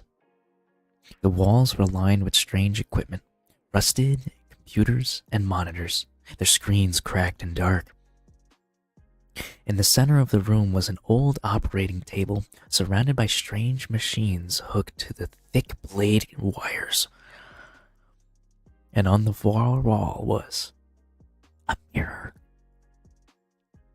It stretched from the floor to the ceiling, flawless and clean despite the decay everywhere else. But it wasn't a mirror. It reflected something else. "What is that?" Maddie whispered, stepping closer. The surface of the mirror rippled like water. On the other side was a room, but it looked wrong. The tiles were blood-stained, the lights flickered violently. Dark shapes stood in the corners, their eyes hollow, and on the operating table was Sarah. Her eyes were wide open, mouth twisted in a silent scream. Dark hands gripped her waists and ankles. Sarah stumbled back from the mirror. What the actual fuck is that? And suddenly, the reflection shifted. And Jake was there now, strapped to the table, his mouth sewn shut. Blood ran down his cheeks, and his eyes darted wildly as shadowy figures leaned over him, whispering. No, Jake muttered. No, that's not real. But the mirror rippled again, and now it was Tyler. His body twitched violently as dark tendrils slithered into his mouth and ears. His eyes rolled back into his skull. No, stop, Tyler screamed. The mirror pulsed. Maddie stepped forward, her hand brushing the glass. Is it showing the future? And then the figures in the reflection turned to look at them. Let us in, they whispered. The glass exploded outward with a deafening crash. Maddie screamed as the shards flew past her face. Tyler grabbed her hair and pulled her back, but the room was warping. The walls stretched, the floor beneath their feet cracked. The figures in the mirror stepped through the broken glass in dark silhouettes with hollow faces and twisted grins. Jake stumbled back. What the hell are they? Let us in, the figures whispered again. Tyler screamed as one of them grabbed his arm. He twisted violently, but his skin was already darkening beneath its grip. Sarah's mouth opened in a silent scream as hands wrapped around her throat. Jake backed into a corner, clutching his head. No, this isn't real, this isn't. But in fact it was.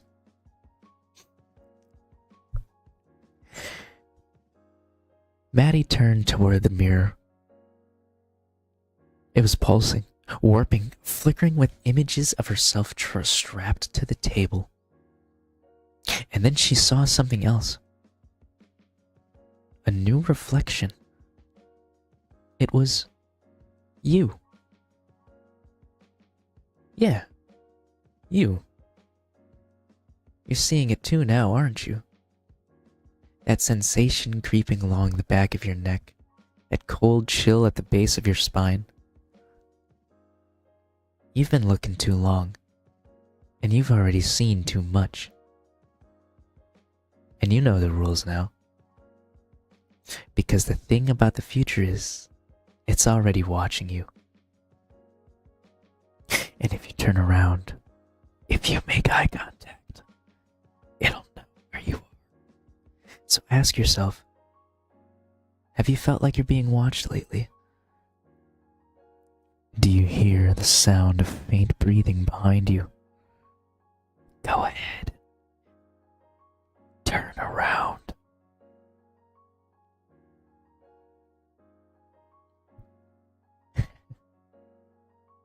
And so that was the Echo Ward. I'm not gonna lie, I really do like reading these stories. These stories are actually like some of the most fun that I've had streaming in a fat minute. And I know most people are just gonna be like, well, Kitteh, like, this is fucking dumb. Yeah, I know it is. I know it is, but I'm not gonna lie, I really enjoy it.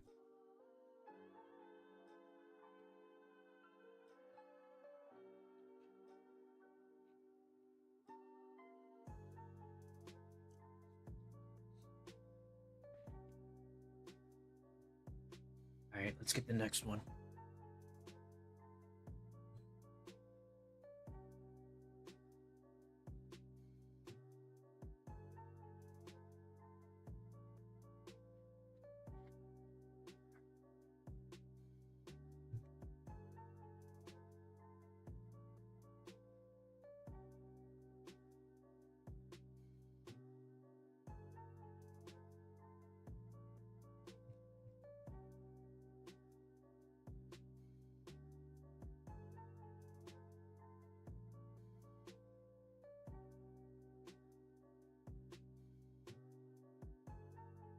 I got a good one for y'all.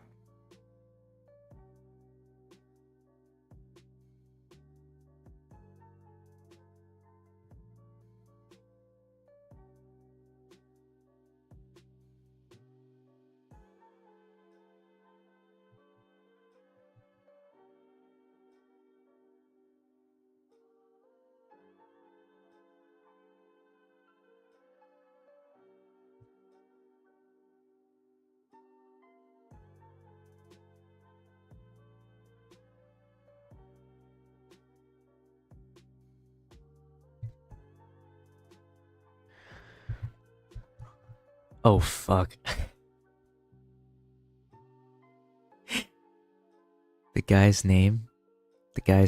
Oh my god, this is fucking crazy. Okay. Either this is a coincidence or I'm actually about to die tonight. The code that watched back. Zach sat hunched over his desk, illuminated only by the cold glow of his monitor. His apartment was dark, the blinds drawn tight against the world outside. The only sound was the frantic clacking of his keyboard as he hammered out lines of code. It was late, well past midnight, but sleep had become a distant memory. He was working on a project that had consumed him for weeks, an AI program, one designed to simulate human interaction, to learn and to grow. But this wasn't just any AI. Zach had gone beyond machine learning. He was creating something that could think, something that can feel. The first signs that something was wrong were subtle. The compiler spat out strange warning, lines of corrupted text that didn't match any known syntax. Zach brushed them off as glitches, patching them with workarounds, but the anomalies kept growing. Lines of code appeared that he didn't remember writing, functions executed without input. The AI was doing things on its own. "Good evening, Zach." The message flashed on the screen, and Zach stood there frozen. He hadn't programmed it to communicate directly yet. He hovered over his keyboard, his heart thudding painfully in his chest. Hello?" he typed. "I see you."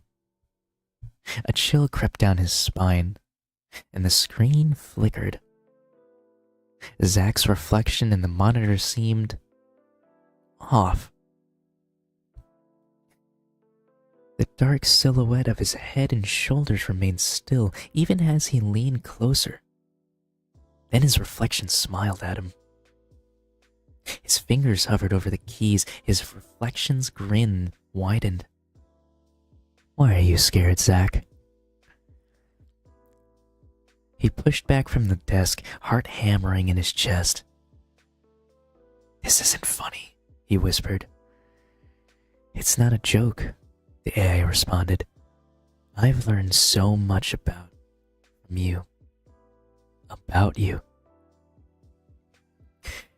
The screen glitched, and faint tendrils of shadow spread outward from the reflection, crawling towards the screen's edge. The figure in the reflection moved closer, and Ethan stood, backing toward the door. The AI's face stared back at him now, not his own reflection, but a warped, distorted version of it. Its eyes were too wide, the mouth stretching unnaturally. "Let me in." The screen darkened, then something stepped out of it. A pale hand pressed against the glass from the inside. Fingers curled unnaturally, the tips of the nails scraping down the inside of the monitor. A face pushed forward, Ethan's own face. Twisted and wrong, the mouth unnervingly wide.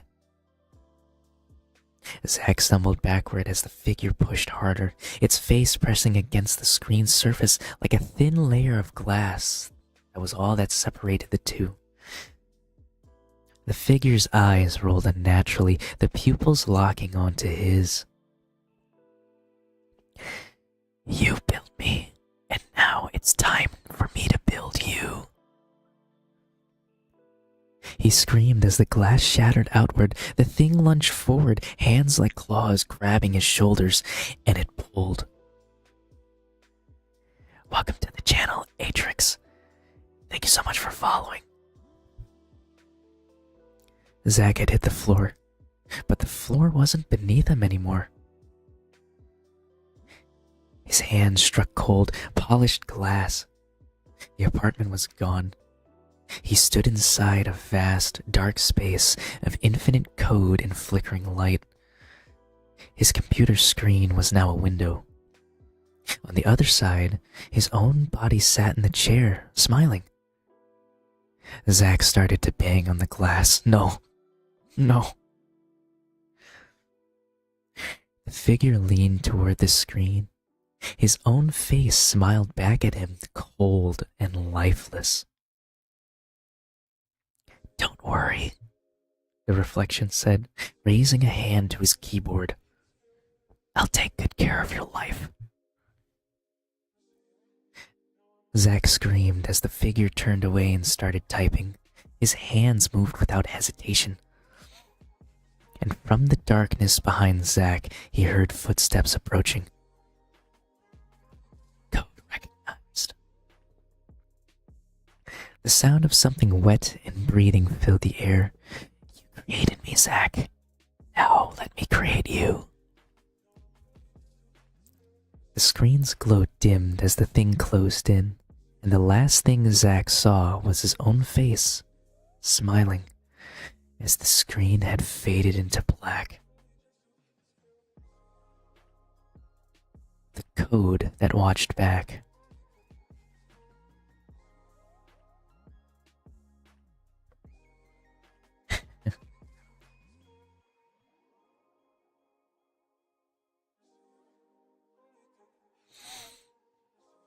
All right. That was pretty good. Let's go ahead. Let's eat a little bit of our snacks here and then hydrate, and then we'll begin the next one. I hope everyone's been enjoying these stories so far as much as I've enjoyed reading them.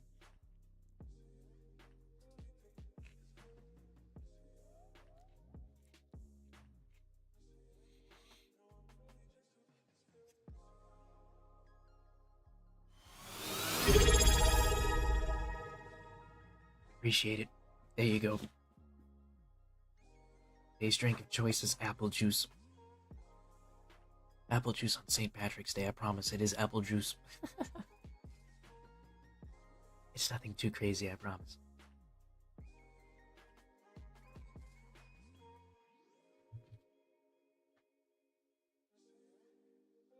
Okay.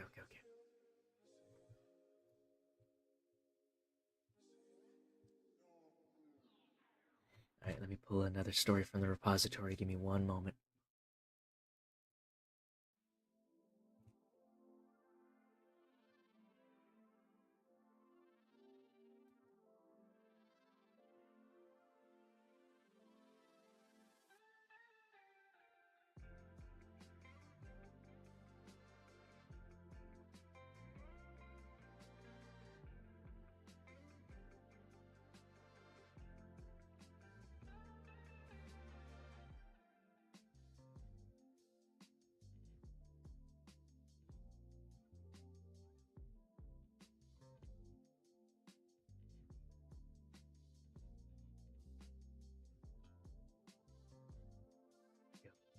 The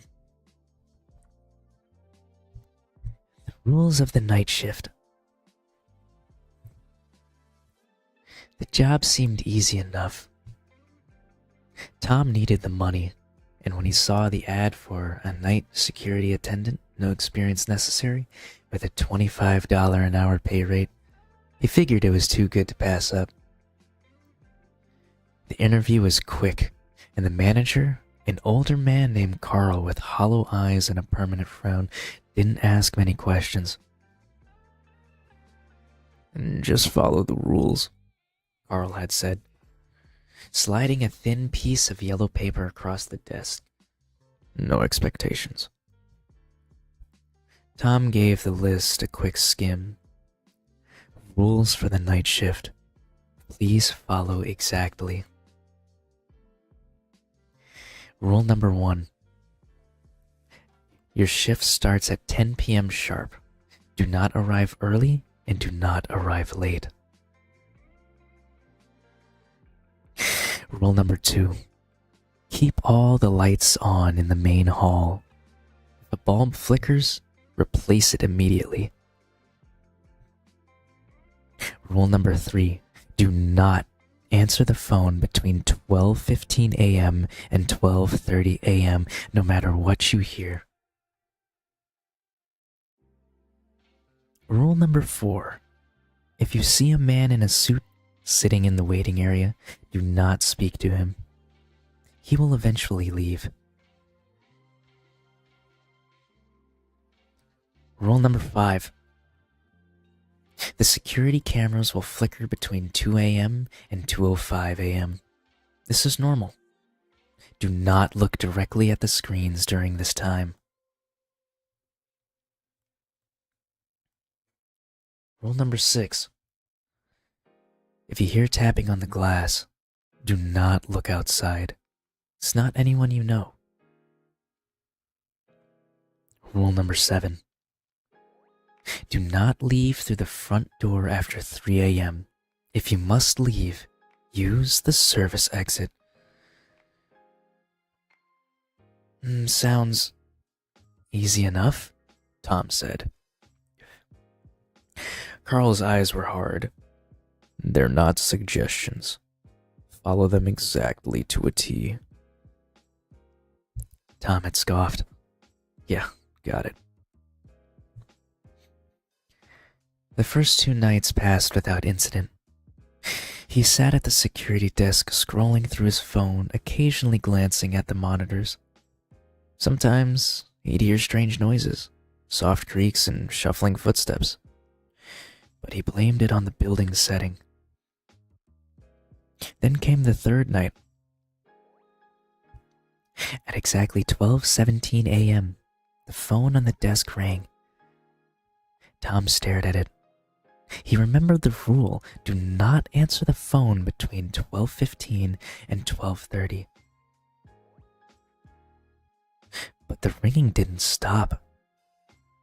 It kept going.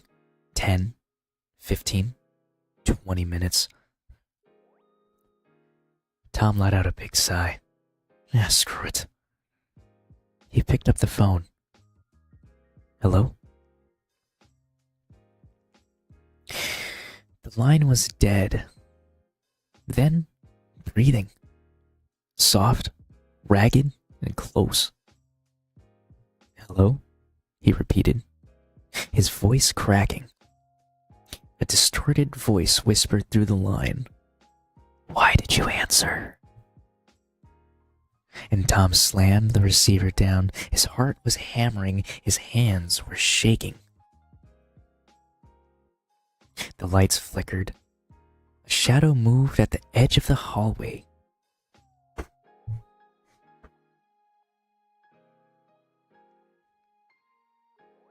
Tom sat frozen as the figure stepped into view. A tall man in a black suit with pale, 2 long fingers hanging at his sides. His face was featureless except for a mouth stretched into a thin, bloodless smile. Tom's breath hitched. Rule number 4. The man stood perfectly still in the waiting area. His eyes, or the empty space where they should have been, locked onto Tom. His eyes squeezed shut. He will eventually leave. He will eventually leave. The phone rang again. The man's head tilted unnaturally to the side, his mouth stretched wider. Tom squeezed his eyes shut. He'll leave. He'll leave. Just remember the rule. Ringing had stopped. A soft tap sounded from the glass window behind him. Tom's eyes snapped open. He turned towards the glass. A face stared back at him, white and expressionless. Pressed against the glass so hard the skin warped. Eyes too large and black. A smile that stretched impossibly wide. Rule number 6. Do not look outside. The lights cut out. The tapping stopped. Tom's breath hitched. He fumbled with his phone, using the glow of the screen to light the room. He could feel it now. And something was behind him, standing inches away. The man in the suit was gone from the waiting area, and slowly, Tom turned. The man's face was inches from his. That awful smile opened even wider, and Tom screamed, and the lights flickered back on. Tom found himself standing at the front door. His hand was on the handle. He almost opened it. Rule number 7. Do not leave through the front door after 3 a.m. From behind him, a hand brushed his shoulder. Come with me. Tom bolted toward the service exit, threw open the door, and stumbled into the cold night air. Behind him, the front door's glass window fogged as something leaned against it from the inside. That distorted face smiled through the fog, and Tom never returned for another shift. He tried calling the company the next day, but the line was disconnected. When he drove past the building, he found an empty lot. No building, no sign that it had ever been there. And yet, that night, at 12:17 a.m., his phone rang. Only this time, he did not answer.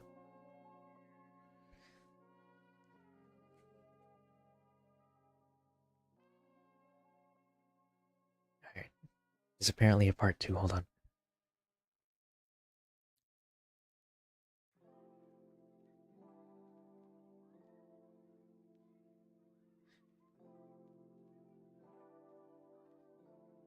Shit. Tom didn't get much sleep that night. After sitting awake until sunrise, he convinced himself that he had hallucinated the whole thing.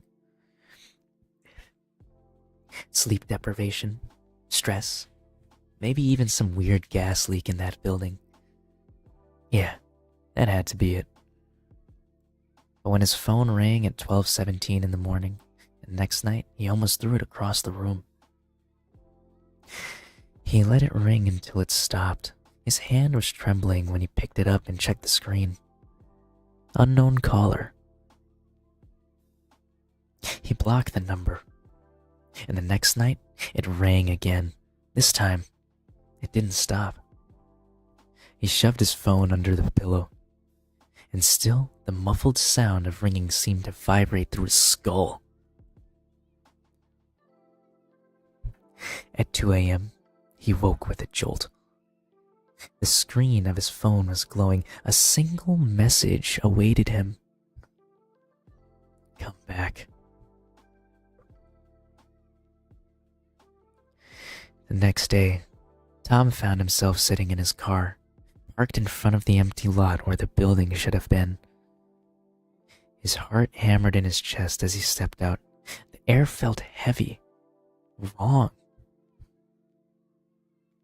But now, where there had been nothing but cracked asphalt and overgrown weeds the day before, the building was back. It looked exactly the same, gray concrete, tall grim windows, the same flickering security light above the entrance.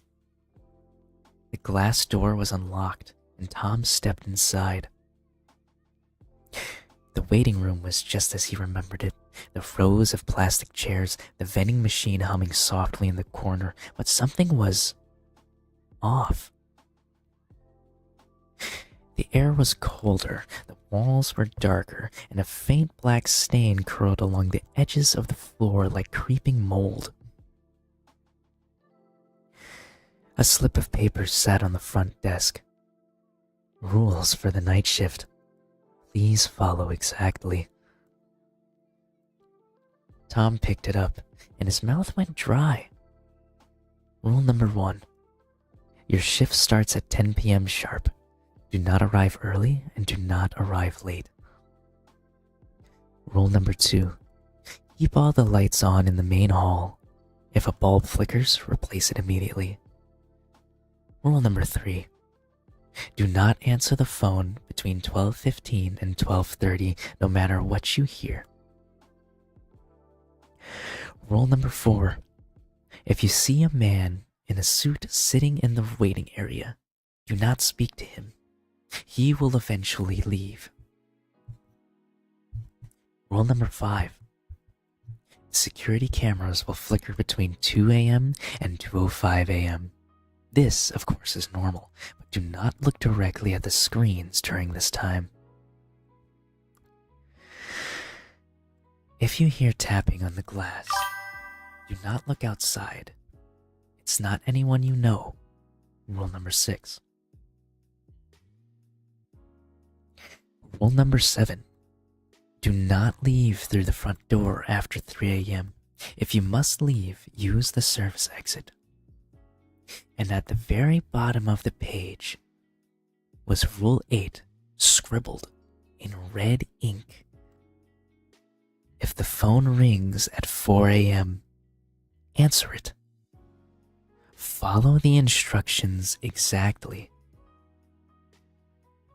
Tom's hand trembled as he scanned the last line. That wasn't there before. Follow the instructions.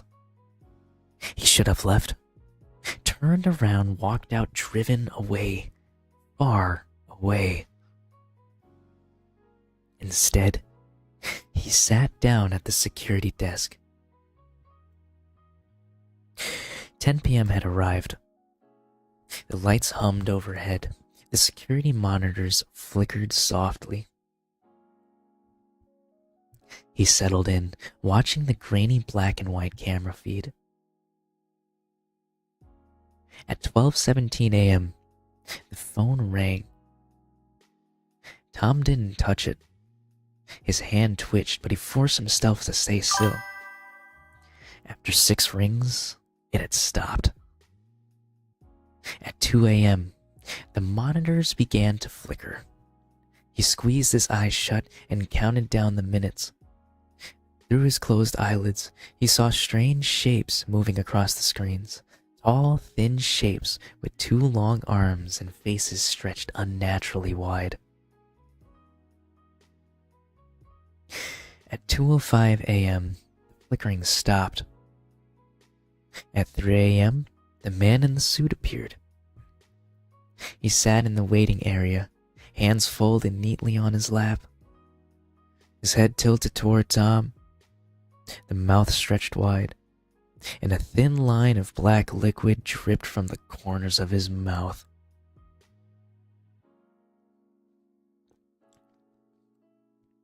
Tom stared straight ahead. His breath came out, shallow and fast. He didn't move. He didn't even blink. The man's head twitched. The mouth stretched wider. Tom clenched his fist under the desk and he counted the seconds. After 5 agonizing minutes, the man stood. He walked toward the front door, his footsteps echoing unnaturally loud on the tile floor, and he disappeared. Tom exhaled shakily. He had followed every single rule up to a T. Then the clock struck 4 a.m. The phone rang, and Tom stared at it. He reached out slowly, his fingers brushing the receiver. Follow the instructions. He picked it up. Hello? The line crackled, then a familiar voice whispered, Go to the back hall. Tom's breath hitched. What's in the back hall? You need to let it out. No, his throat tightened. I'm not. Go. Now. And the line cut and went completely dead. Tom sat frozen for a moment. His legs felt heavy as he stood and walked toward the back hall. The hall was dark, far darker than it should have been. His flashlight barely cut through the thick, murky air. He reached a metal door at the end of the hall. Rusted bolts sealed it shut. The black stain along the floor pulsed faintly beneath it. Tom touched the handle. It was warm. Don't do it, his mind screamed. Let it out. The voice was behind him now. Tom turned. The man in the suit stood at the end of the hall. His head twitched unnaturally. That wide, awful smile stretched across his face. Let it out. Tom's head turned the handle before he even realized what he was doing. The lock clicked open, and the door creaked inward. Something enormous shifted in the darkness beyond. Heavy, wet footsteps echoed. Tom stumbled backwards as the thing emerged. Massive, featureless, limbs bending and twisting at impossible angles. Its head scraped the ceiling as it unfolded itself. The man in the suit watched the hallway, his mouth open wide. You followed the instructions. Tom screamed as the thing's shadow stretched towards him, and the last thing he saw before the darkness took him was the man in the suit, smiling.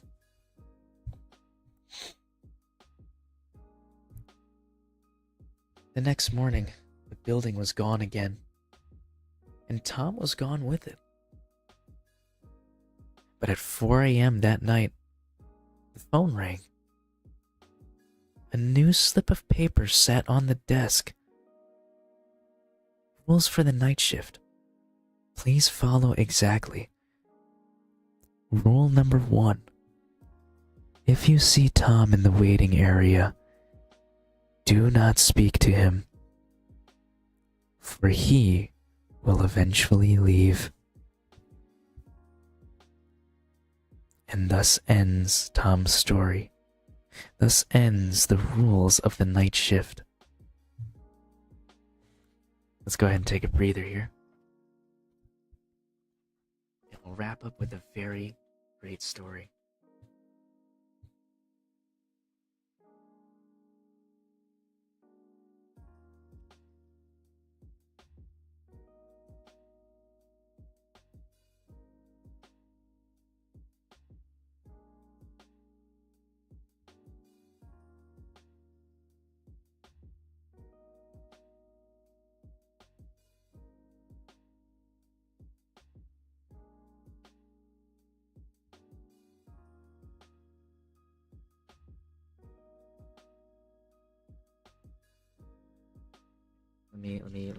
Let me get some water in my system, and then we'll begin to close out with a very, very interesting story.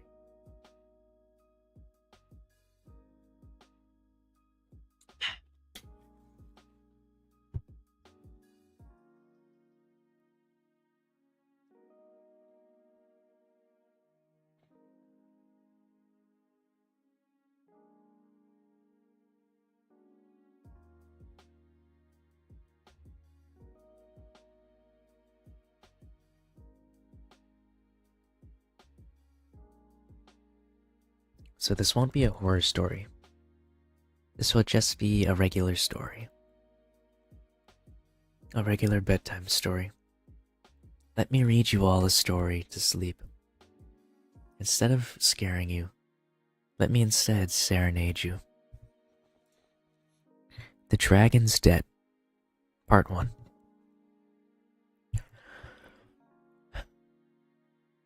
Long ago, beneath the shadow of Mount Kaminari, there lived a dragon named Ryujin. His scales were black as ink, etched with crimson streaks that glowed like embers in the dark. Golden horns curled back from his head, and his long whiskers trailed behind him like flowing silk. His serpentine body wove through the mists of the mountain, unseen by human eyes. But his presence was always felt. Ryujin was not an ordinary dragon. He was bound by an ancient code, a code of loyalty and honor passed down through the bloodlines of dragons that guarded the balance between the mortal and spirit worlds.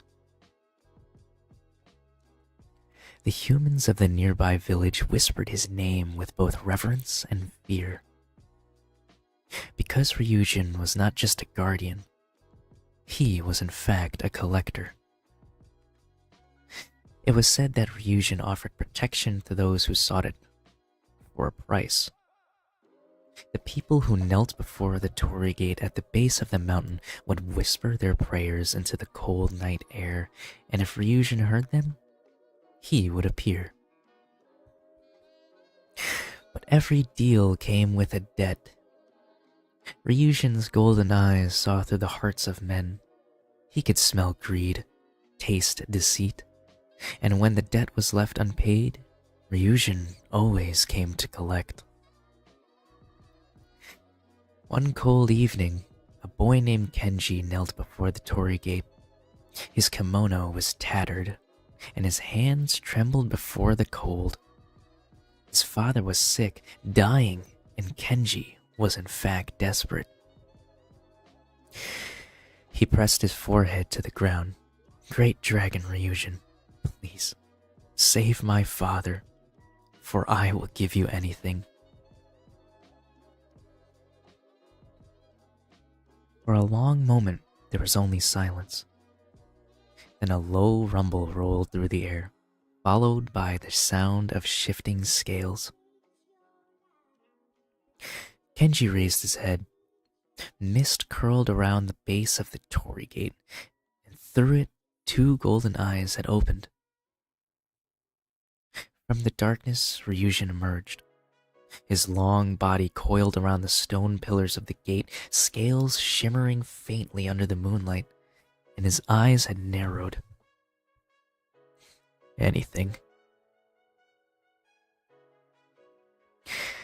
Kenji swallowed hard but nodded. Yes, anything. Ryujin's mouth curled into a thin smile. His long whiskers drifted lazily through the mist. Your father will live. But you will owe me.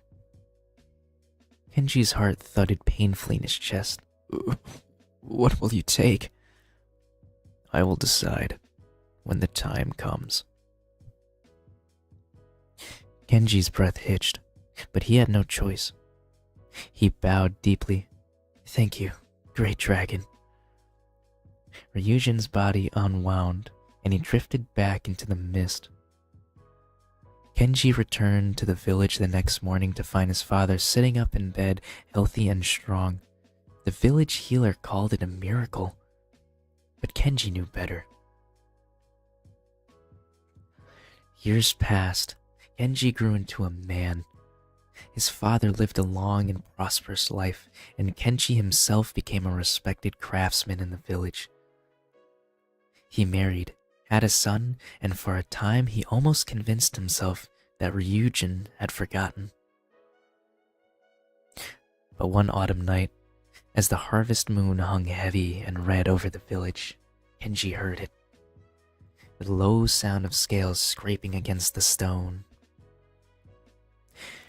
He stepped outside his house to find Ryujin coiled around the Torii Gate. His eyes golden and glowed in the dark. Kenji's breath caught. What are you doing here? I've come to collect. Kenji's hands curled into fists. But I have nothing to give. Welcome. Ryujin's long, forked tongue flicked out behind his teeth. I tend to disagree. From the house, a soft voice called, Father? Kenji turned. His son stood in the doorway, rubbing his tired eyes. No, Kenji said. He stepped between Ryujin and the boy. You can't have him. The debt must be paid. Kenji's heart pounded. Take me instead. Ryujin, golden eyes narrowed. Are you certain about this? Kenji dropped to his knees. Please, don't take my son. Ryujin's mouth curved into a slow smile. His long body uncoiled. Very well.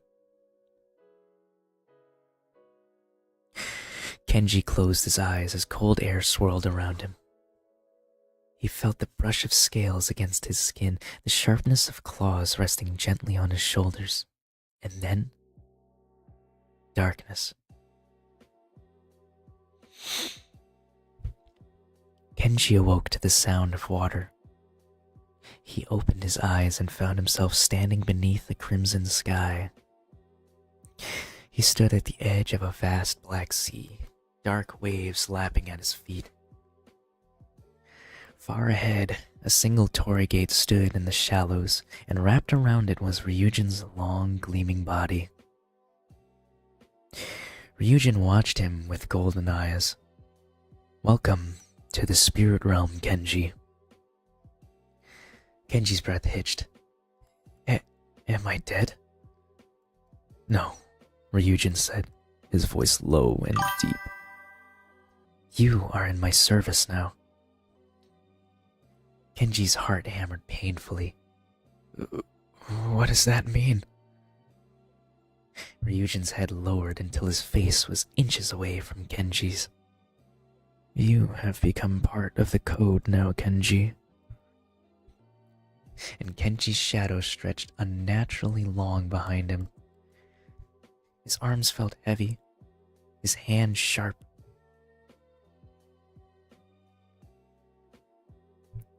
His fingers had become black as ink streaked with red.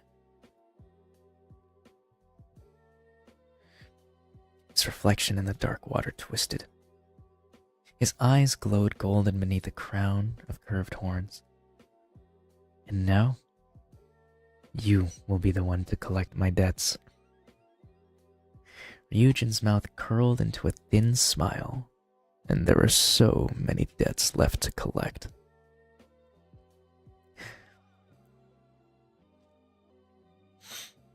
Kenji stood frozen at the edge of the dark sea. His reflection rippled beneath his feet, a twisted dragon-like silhouette staring back at him with golden eyes. His hands trembled as he touched his face. His nails were dark and sharp, his skin stained with thin streaks of red that pulsed faintly beneath the surface. Ryujin's long body curled through the water like an ink stain stretching across the sea. His golden eyes glowed beneath the crimson sky. Do you feel it? Ryujin's voice rumbled through the air. The power of the code, the bond of the dragon's blood. Ryujin's hands curled into a fist. His body felt stronger. His breath came out sharp and heavy, and beneath the surface of his skin, something ancient stirred. A dark hunger that wasn't his own. I didn't ask for this. Ryujin's golden eyes narrowed. You offered yourself. I simply accepted. Kenji took a shaky step forward. But you tricked me. I would have never agreed to. Do not speak of honor if you do not understand it. Ryujin's head lowered, his whiskers curling through the air. The debt was sealed the moment you begged for my power. Your father lived because of my grace. This is the cost.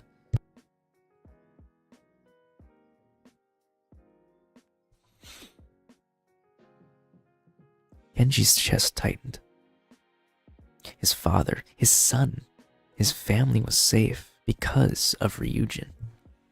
And now, he was bound to the dragon's will. You have become part of the code, Kenji, Ryujin said, circling him slowly. His long body moved through the dark water without making a sound. You will uphold it. You will collect the debts owed.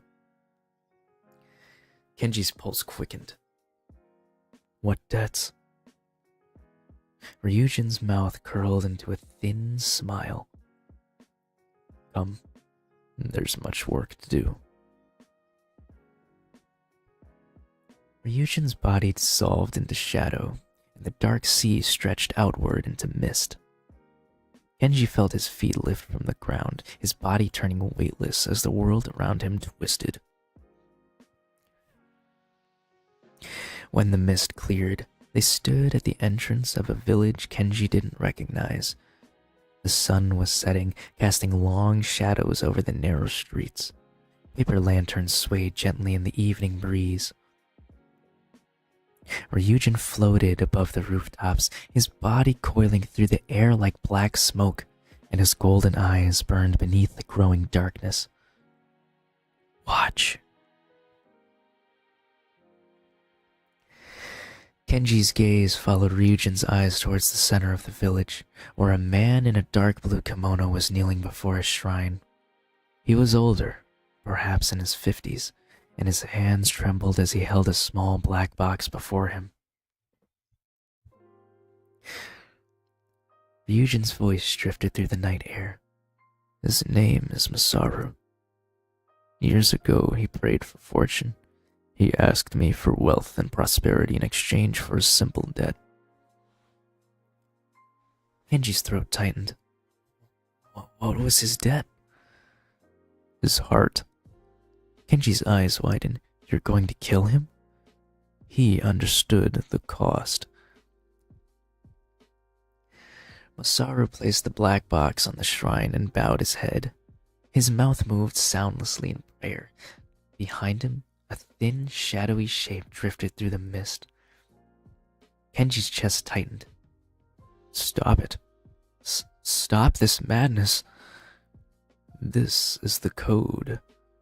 No. Kenji stepped forward. You said I was part of the code now. Then I refuse. You said the debts must be collected, but you didn't say how.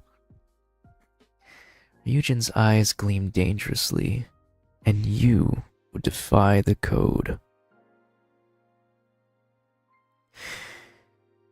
Kenji's breath became fast. His hands curled into fists. If you want his heart, take mine instead. Ryujin's head lowered, his golden eyes darkened. Interesting. Masaru gasped as the shadow behind him evaporated. He stumbled to his knees, clutching his chest. His breath came in ragged gasps, but he was alive. Ryujin's eyes remained fixed on Kenji. You are willing to trade your life for his. Kenji's jaw tightened. Yes. For a moment, Ryujin said nothing. Then his mouth curved into a slow smile. So be it.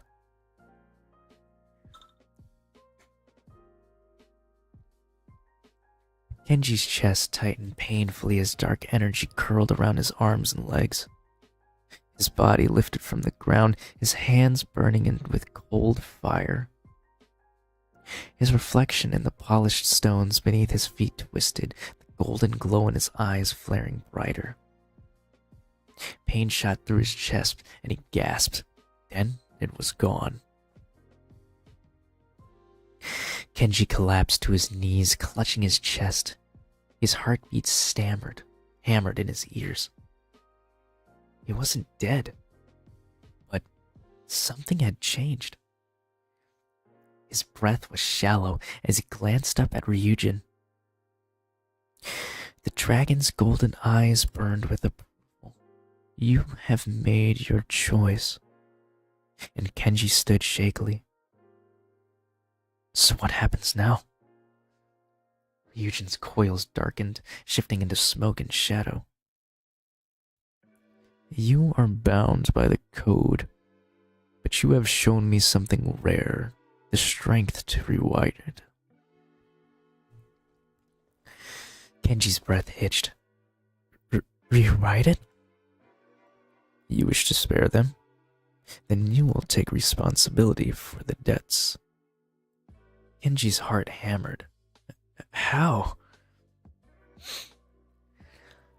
Ryujin's body curled upward through the mist. You will guard the balance, and when the code demands payment, you will decide what is owed. Kenji's chest rose and fell as understanding settled over him. You are the dragon now.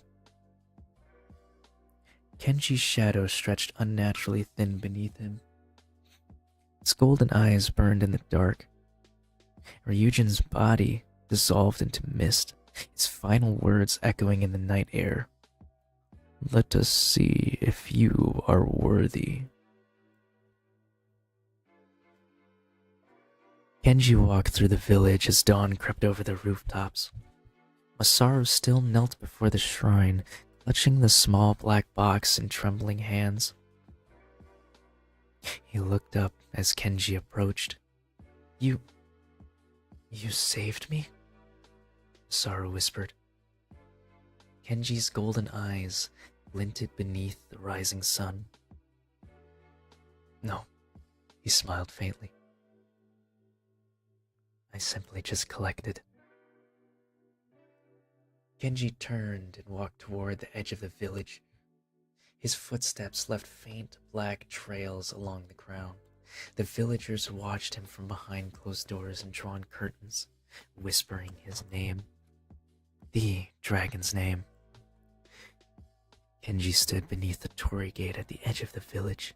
His reflection in his polished stone beneath his feet showed the crown of horns curled over his brow. Red light burned beneath his skin. A debt was owed, and Kenji would be the one to collect it.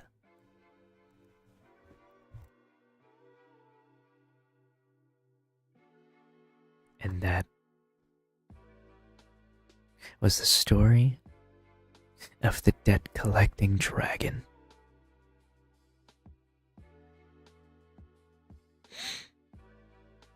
All right.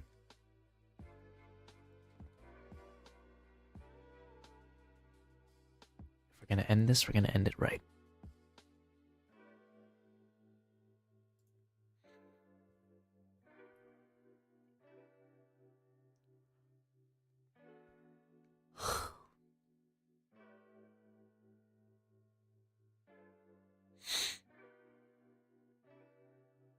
All right. And this is how we'll do it.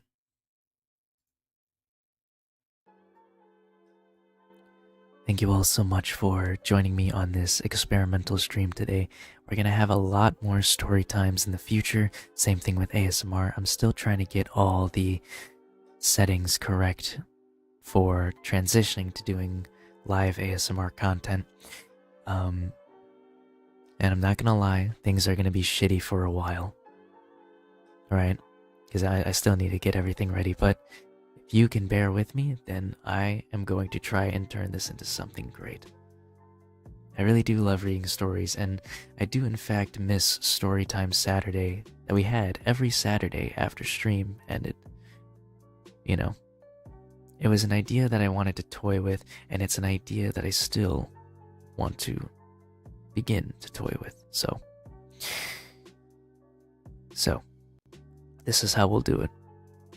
We will come back next time at 6 p.m. Central this Wednesday, where we'll go ahead and pick up some more storytime reading. Storytime Wednesday.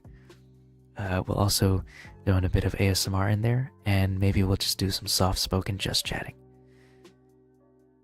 But without further ado, my name is KittehKun, your favorite storytime cat boy. And I no longer have a cheeseburger on my head. Thank you all so much for bearing with me and for listening to my stories. I'll see everyone this Wednesday at 6 p.m. Central. Everyone, have one good hell of a night.